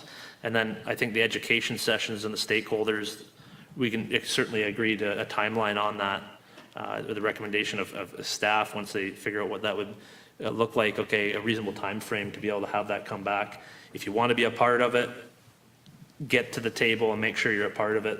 There's an onus, because this is I agree, this is a time-sensitive project that if we're going to make the goals set out that we did, then we're going to have to continue moving forward. Councillor Hallery, please. Thank you, through me. I don't think we're getting any closer because we're sounding more confused. I want a MURC now. Like, we want a MURC now. And I like what Mike said about phase 1, phase 2 thinking. What I'm saying is staff can, on top of the fact that we're given a go-ahead for a MURC now, start to look at other feedback that the community needs, because again, some of us weren't here, but I've read deeply into the commitments and the sacrifice and the identification of needs right now in this MURC. What I've said from the onset is that there's going to be a need, because we have more land now, to consider more options, and staff can get that feedback now while we're talking about this, so that we can incorporate in, say, a phase 2 as an expansion. So I think we're losing sight of making a goal for what we've already approved and kind of mixing and matching it with what we really need to do for other, because we've identified we don't want to spend more money, but we've identified that we also don't want to spend more time. And I understand that sometimes when I bring in a different perspective, it kind of throws it all over, like it's not in line with what everybody wants. But what I've just simply said here is we're ready to go with a MURC. Let's consider that phase 1, and then is staff able to go at the same time and get feedback from the rest of, for the rest of the expansion, as I would see it as phase 2, is what I think we are summarizing this to be. So phase 1 should go ahead as the MURC, but we need to get to the table to ask people what more would they like to see, so that when we're adding a second ice pad, there's other things that we also could add to also qualify us for funding, extra funding that we need. So I'm thinking this corporately, and I don't want us to get confused because, again, people have already put in the input. We already have the top 2 things that are being serviced by this MURC, but let's have an open mind to go beyond what we already have so that we can expand this project. That's kind of the summary of what I've been saying, but I don't want us to have to start thinking of extending any timeline or doing too much, because even if we don't have the money and we need to show diversity in this project to get more money. So I hope that makes it clear, though. Yeah, I'm not comfortable with going forward just with the status quo. I don't know, knowing that this report is, 5 to 8 years old, and we haven't, like, I think we wouldn't be doing justice to the user groups by using old information and not updating that. It could possibly very well come back and confirm everything, because there are projections that were made, but I would hate to lose the opportunity that we haven't built anything yet. It's a drawing. And if we do get input that could change those drawings to be better, so when we actually do build it, it functions more operationally efficient because we've learned stuff during the process, or if we can build it financially cheaper because there's new technology or construction methods that are being used. I think this is the time to do a quick overview of everything and be like, are we 100% confident and the community confident with going forward with what's being proposed? This thing's going to last, this is how old is the current one? 70 years old? It's not going to last that long, I don't think, but it could with asset management. But well, we can try to set a record, but maybe that's, how do we, I think one good sober last look at this before we commit is a prudent thing to do, and I don't think it's going to slow it down that much. It may even speed it up in the long run. And it may end up costing us a little bit more money in the output, but it may cost us less to run. So I think there's value in just taking that. A lot of stuff's happened in a very short period of time.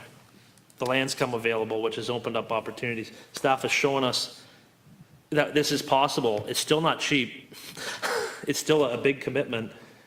And now we got to make sure in my books that we have that input in a timely manner from the community and the user group saying, yes, we're comfortable with this, and give the community an opportunity to ask their questions, have their concerns answered, and look at that and say, yeah, this is something that we can get behind. I don't think that needs to take forever. 77 days has already been identified for it. That's a very specific number. But, there's times to do that. There's going to take time to do due diligence. And I think we're going to, it could come back to the exact same thing, but I think the community deserves to have that chance to say after 8 years, we're there. Councillor Van Kootenbosens?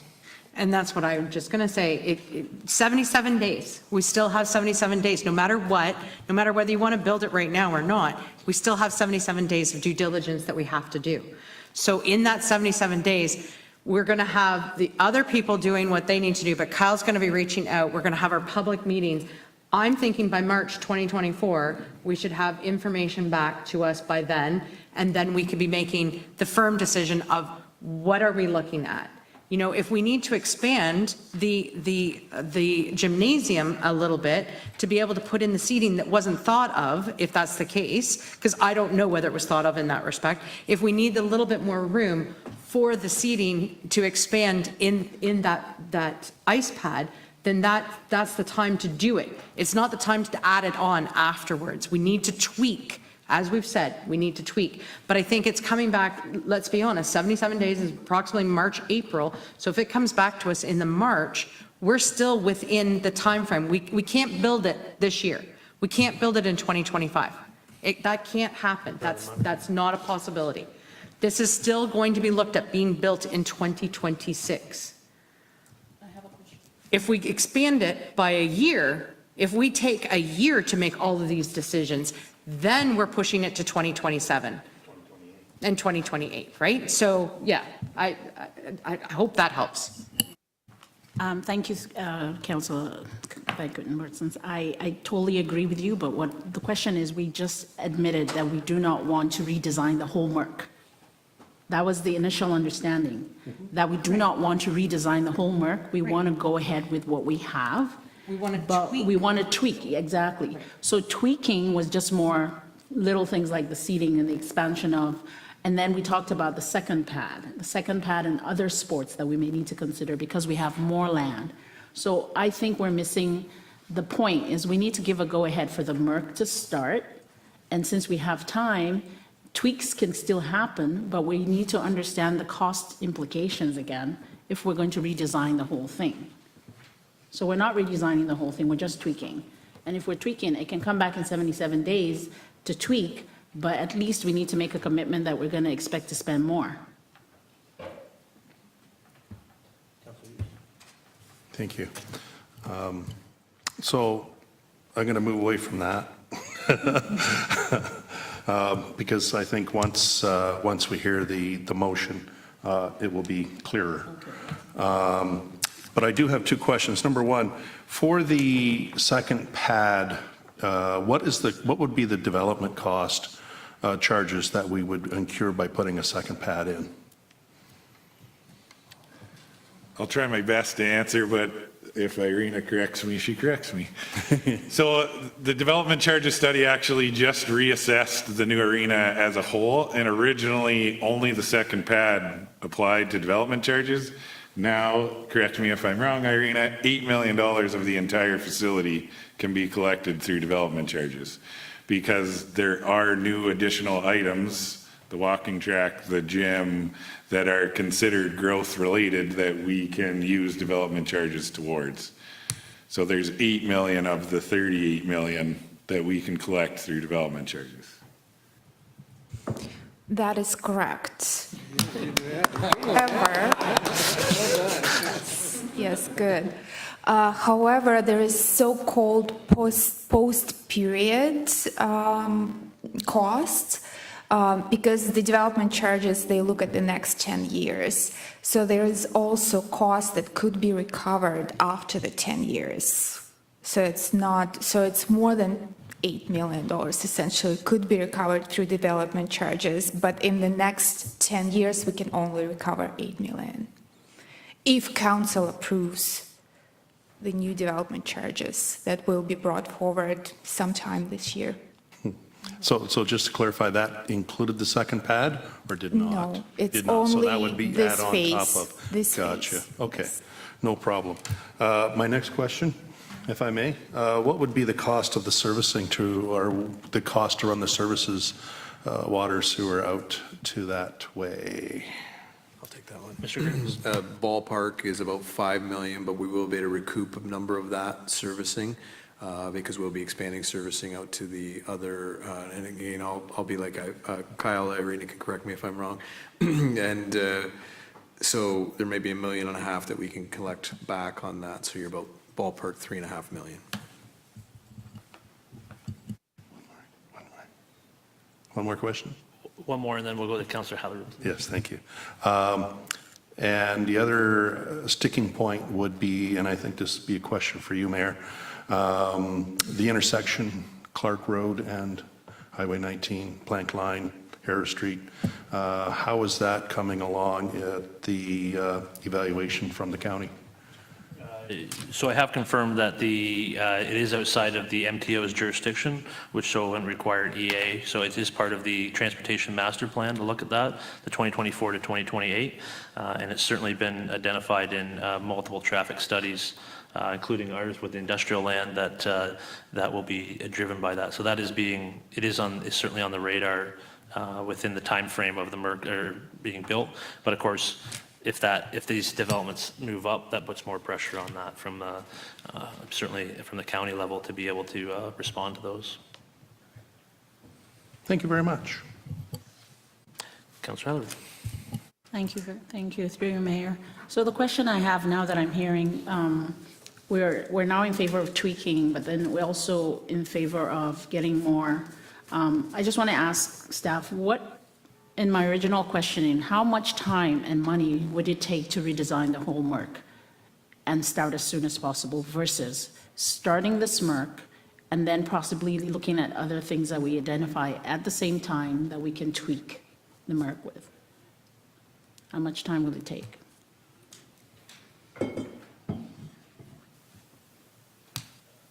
Is there anybody? I can take a stab. Yeah. Absolutely, Kyle. So looking at all the previous studies that have led to this point, you'd be talking about a multi-year endeavor to get the public input and get us to a conceptual design again, based off how long it took to get to this point. And I would have to look back through invoices, but you'd probably be looking at least another $50,000 to conduct all the necessary studies and surveys to get to this point, if not significantly more than that. I mean, what I'm talking about is if we have an opportunity to survey the community and get an idea of different things that we need, for example, identify 2-3 things we could add to the MURC, and we say, let's redesign the MURC, including these things, how much time would it take at that point? Because I don't think it should take us more than a month to do a survey and get feedback from the public. If I understand your question correctly, it would be as if we were to add on to the existing design. Yes. That could be done fairly easily just by me talking to the engineers and consultants. We're not to a construction document phase yet where the blueprints are the blueprints. There's lots of tweaking from this point to actual build as is. So adding in some minor tweaks is part of what the traditional process would look like. So it would just be a matter of the community identifying, council being okay with it, and then me talking to the engineers about how much that addition would cost. Yeah. And the engineers understanding we also want it reflective of green technology as best as we can at this time. And if that happens within, say, 3 months by March, so there is a possibility of us actually building an updated version of a MURC that reflects more people's and is more inclusive. There's certainly, certainly that would be the goal, I think, of councils, to build the most useful facility that we can have, that we can afford, to make sure that it's going to be used the most by people in the community, or certainly our most expensive asset. We would hope that would be used by as many people as possible. Because what I'm trying to get at is the fact that we can still maintain the same timeline. Yeah. If we do our due diligence, but we don't consider what you did 8 years ago and the style you used 8 years ago is totally different from what we have today. And so decision-making is based on more data. If we can get more data within a shorter period of time and include that data in our decision-making to identify 2-3 things that we could add to the MURC, I just didn't see the kind of timeline waste that we're talking about, because I feel like we can actually do this. But that will now come with some additional cost or even savings based on what we now see that we could include. So that was my original point. But when we talk about not wanting to spend anything or not being open to spend anything, then going with the original design and adding to the original design in a phase 2 are the two options that I'm seeing. And I think either or would actually be able to happen in the same time frame. I think we're closer than we are far apart. Okay. Councillor Bowman, do you have a motion to put on the floor, and then we can debate that motion and we can try to get somewhere to a decision? No pressure. No pressure. Absolutely, Mr. Mayor. I just want to say that I've tried to do my best to listen to all the conversation around the table, although there is some little bit of conflicting opinions. I think we need to do our due diligence. I think we can't put the cart before the horse. And I've always said that the longest journey begins with the smallest of steps. We've taken a small step a few years ago, and we got a plan made. We're at the point now where we can take another small step or two ahead. So let's do our due diligence, and let's make sure we spend the money properly. Councillor Hughes, I will let you second this if you still agree with it. Okay, you haven't heard it yet. Okay, going out on a limb, moved by myself, Councillor Bowman, seconded by Councillor Hughes, that the Council of the Corporation of the Town of Ingersoll receive report CS-004-24 as information, and that the Council direct staff to begin the necessary background studies on the lands identified in report CS-004-24 to ensure that the said property is suitable for such a build, and that staff conduct An immediate follow-up community/user group consultation review to assess the needs and requirements of such a facility as it would look today, and realize any other future needs, timelines, and phases. And further, that staff pursue any and all partnerships and funding opportunities in regards to the MURC building in order to meet the 2026 timeline to begin construction.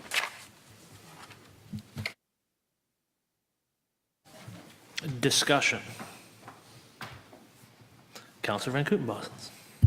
Perfect. Thank you. I think you incorporated everything that we've put around the table. So I can fully support that motion, and thank you for putting it into great words.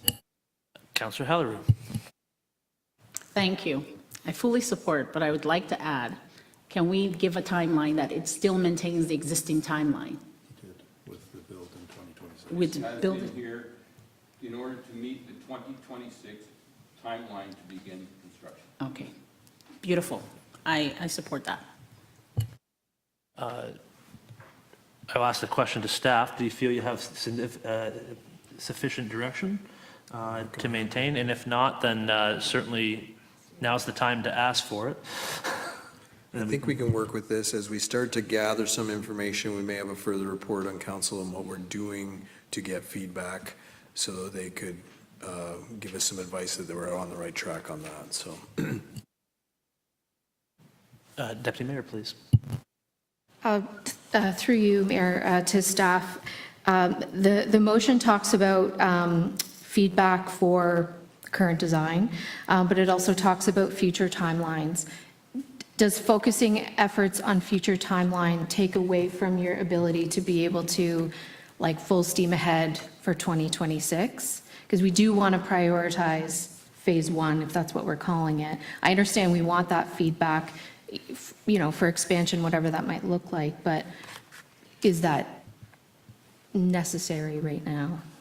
my suggestion would be, if I could, Mr. Mayor, through you, that we do set out a plan to gather that feedback, and we start to get some of it now, but we sort of acknowledge that we will be looking at that later on this year.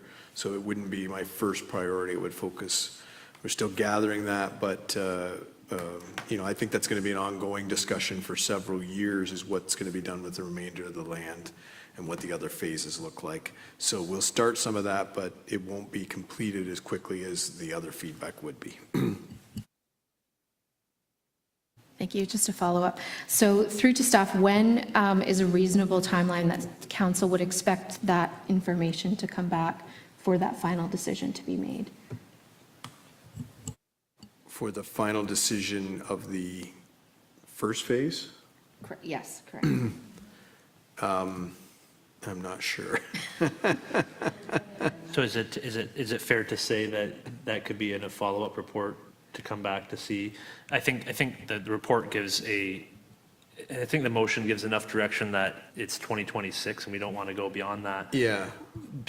I think it may be fair that maybe staff wasn't being prepared for another task tonight, but they may receive it.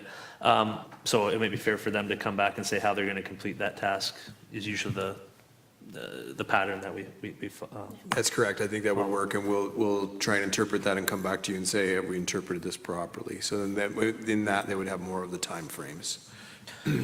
It's certainly if staff can complete that document beforehand, a special meeting, if we need to give them direction on that, can always be called if they have it, if it fits within a certain window between meetings or other direction. Councillor Halleru and Councillor Hughes, please, to the motion. So can we not prioritize this as the number one project for the year and just focus on getting this feedback as soon as possible before March? Are we able to require feedback on this so we can know that we're on task to move ahead? I don't think it'd be fair to staff for asking them to commit to something that they've just is in a motion right now. I think it'd be fair to them to say that I really believe in that statement. The 2026 timeline is what we really want to accomplish. So I think it might be fair to staff to be able to go around and at least think about this for a day or two and how they would accomplish council's ask. and then that way they can have a more fulsome answer. I would hate to have staff to say yes and then not have the ability to make sure that that's the recommendation that they can pursue. Okay, thanks. That's just my view on it. Councillor Hughes? Yes, thank you. I have I guess a question for the CAO. You'd mentioned about keep regular updates. What do you foresee as coming back with regular updates for us? Monthly, quarterly? Sorry, in regards to like the future plans for the land? Status of where we're at with the MURC and with the proposed public consultation. And I know you said you'd come back with some timelines that, soon, but you'd said regular updates in regards to where we're at with the different steps that we're trying to achieve. What would you suggest would be a good? Yeah, I would think we'd be looking at quarterly to say, here's how the project is progressing, so. Further discussion on the motion. Deputy Mayor Wilson, please. Thank you, Mayor, through you. I think I'm ready to support it. We're ticking down to those seconds, but this is dangerously close to a deferral, which I think we have to maybe acknowledge. If we stick to the 2026 commitment in this motion, hopefully we're all satisfied with that. But what the public may hear is another delay. And so I will support it tonight as long as we are conscious of the fact that we are on borrowed time with our current facility, and beyond, this deferral today, we don't have a lot of time to play with. And I want to acknowledge that, I had a message of a family who moved here 22 years ago on the promise of a new facility and is so excited to see it finally come. So this isn't just one tiny deferral. This is decades of waiting for a facility, and it might only feel like a couple of months to us, but to families and residents who have been waiting and waiting and waiting, this is just a little bit more time. And so I want to acknowledge the community may not be totally satisfied with that decision. I think it's in good spirit, and it's important to get that one final, as I said to Mayor Petrie, speak now or forever hold your peace feedback. But I don't feel really excited about not committing stronger tonight, but I will still support it. I just want to acknowledge the community has been waiting a very long time. And I think I'll respond to that as saying that I see it the exact opposite way of not deferring. This is action on this item. Up until from 2019 until now, there has been a deferral on it due to there being no funding. Staff have brought us a report that shows this is an opportunity that can be pursued. I think council is giving direction to move that forward. We will be doing due diligence on land that we didn't have before. That's a step in the right direction. That's something that can get us to, there's going to be a lot of processes that have to take place between now and actually the first patron going through to use the facility. But I think if we don't take the time to do our due diligence, we're not serving those people who are waiting in the best interest. It's been, what, 50, it was 1995, and when I read the report in the library, 2 years later, the new facility was going to be built after the pool. And so if people really want to know the history of why we don't have a new arena, was because, arena, not Irina, is because the pool complex was so controversial when it was built. There was a referendum on it. The council at the time did not listen to the votes of the referendum. That was the only space they could identify to put the facility in. That whole council got turfed in the election. And so absolutely nobody wanted to touch a facility with a biggest pole you could get. It was just a dirty word and a dirty topic, and it's taken this long for it to come around for this council and previous council and this council to say, hey, we need to, we should have done this. We should have pursued that way earlier because the facility was at its end of its life there. So that time frame to wait since 1997, I would say, till now has been a long time. But I don't think I'm willing to risk that little bit of extra time to say that we get it right and we have that final input. So it's not a pool facility that's not usable up to its full potential, that it's not going to cost us $1.5 million later for a piece of equipment that wasn't sized correctly in the first place to meet the needs. And who knows what 1.5 million will be, 30 years later. So I think that I appreciate this approach and I can fully support it. And I think the community should see this as an opportunity to get out there and get information and get involved. Because this is council, I've heard around the table, is committed to 2026 to making this happen, if at all financially feasible to do so. We don't know what the future is going to bring. I'll be honest, there may be situations that come down, we don't know, probably not, but there could be situations where an emergency happens, we don't have the funding to go forward with it. Those are realities that happen, but I think the planning is there. Staff have done their due diligence as far as they would not make that recommendation unless they thought that those numbers are achievable. And it's very conservative in my approach, and I appreciate that. So I think I can support the motion on the floor, and I see it as a movement forward. Further discussion? All those in favor? Opposed? That's great discussion. We got someplace, and that's awesome.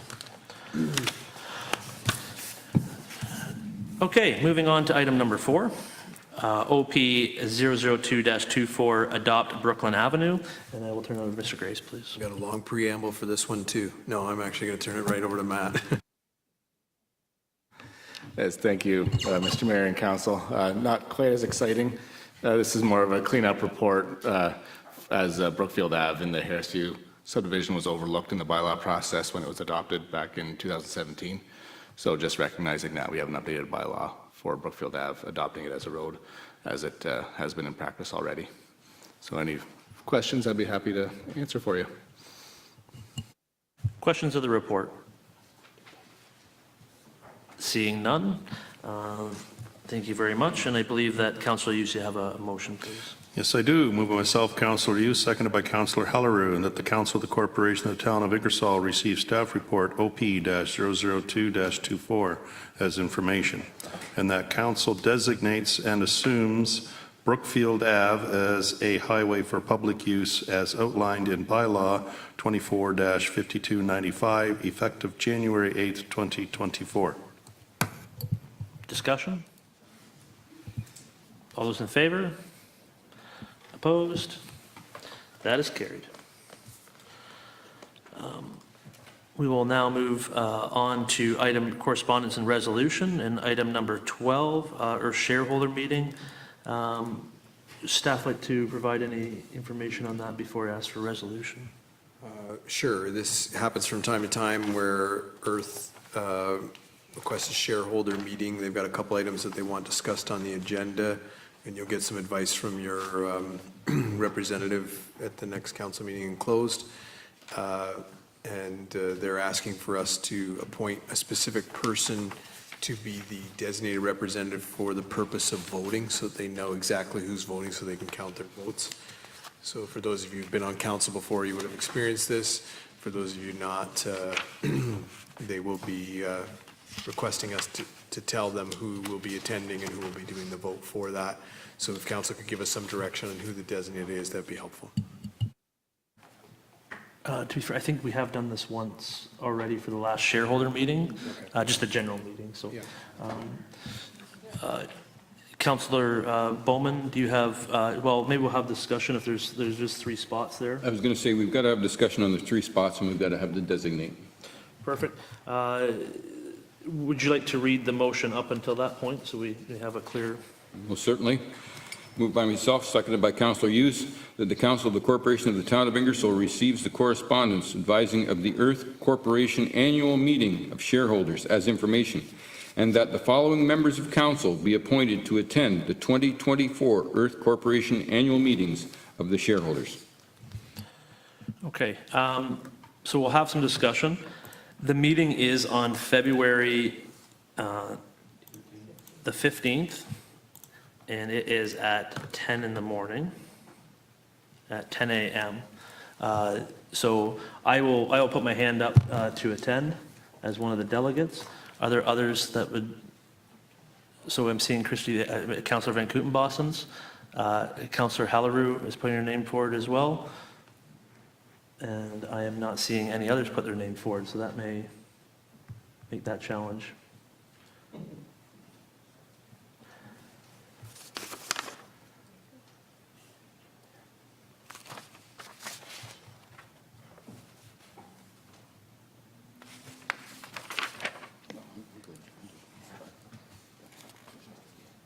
Okay.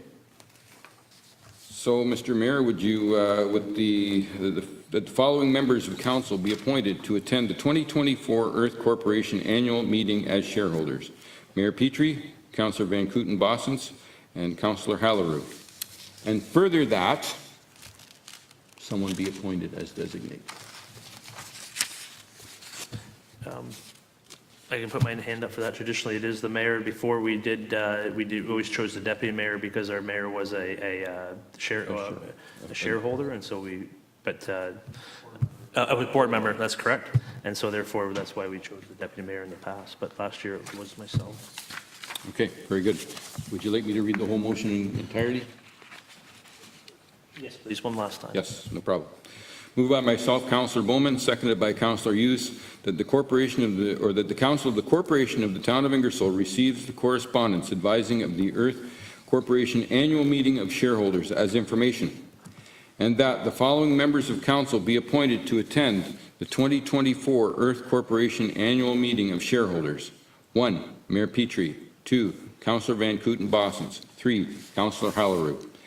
And further that Mayor Petrie be appointed as the designate representative for the purpose of casting a vote for the Corporation of the Town of Ingersoll at the 2024 Earth Corporation annual meeting of shareholders. And further that council direct the clerk to submit the list of attendees and designated representative for the purpose of casting a vote to the attention of Earth no later than Friday, February the 9th. Discussion. Seeing none, all those in favor? Opposed? That is carried. And the next one is the BIA motion. Councillor Hughes, you have a resolution for that one, please. Yes, I do. Move by myself, Councillor Hughes, seconded by Councillor Hallerou, that the Council of the Corporation of the Town of Ingersoll receive the resolution from the Ingersoll Business Improvement Area Board regarding the repurposing of the downtown banner poles as pedestrian lighting and a sound system as information. Discussion. Just want to thank the BIA for, go ahead.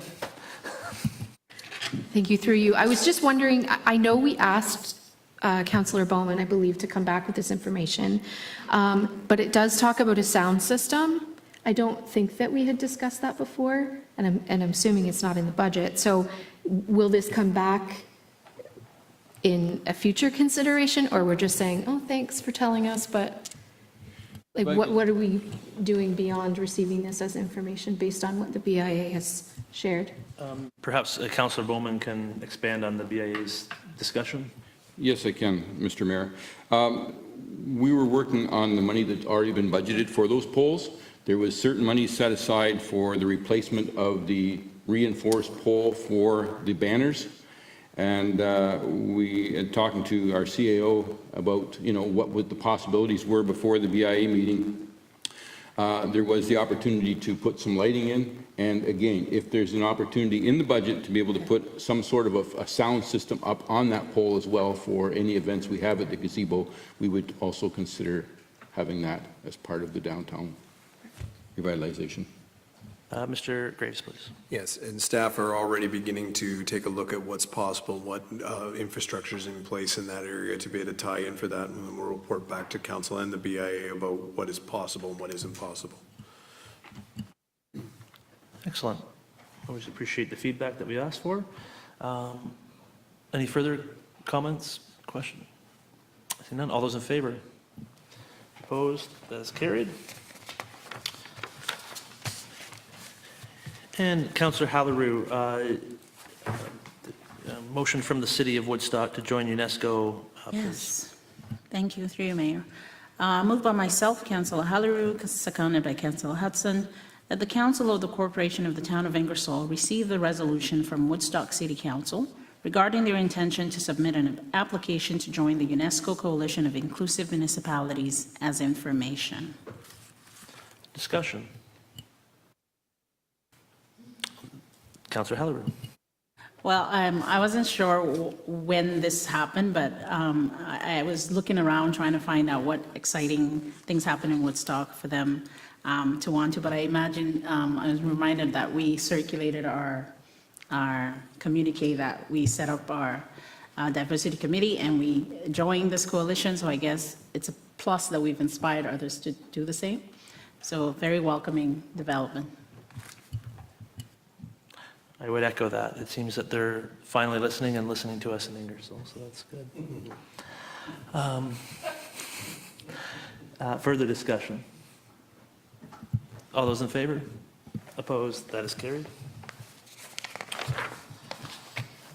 We will now go into bylaws. Go in the committee of the whole. Councillor Hudson, please. Thank you, through you, Mayor. Moved by myself, seconded by Councillor Van Kooten-Bossens, that the mover have leave to introduce and go into committee of the whole on the following bylaws. 1, assume Brookfield Ave as a public highway, bylaw 23-5295. 2, amend the traffic and parking bylaw, bylaw 23-5296. And 3, confirmation bylaw, January 8th, 2024, bylaw 23-5297. Council and Committee of the Whole, Mayor Petrie and the Chair. On motion, the bylaws are accepted as circulated. That constitutes the first and second reading of the bylaws.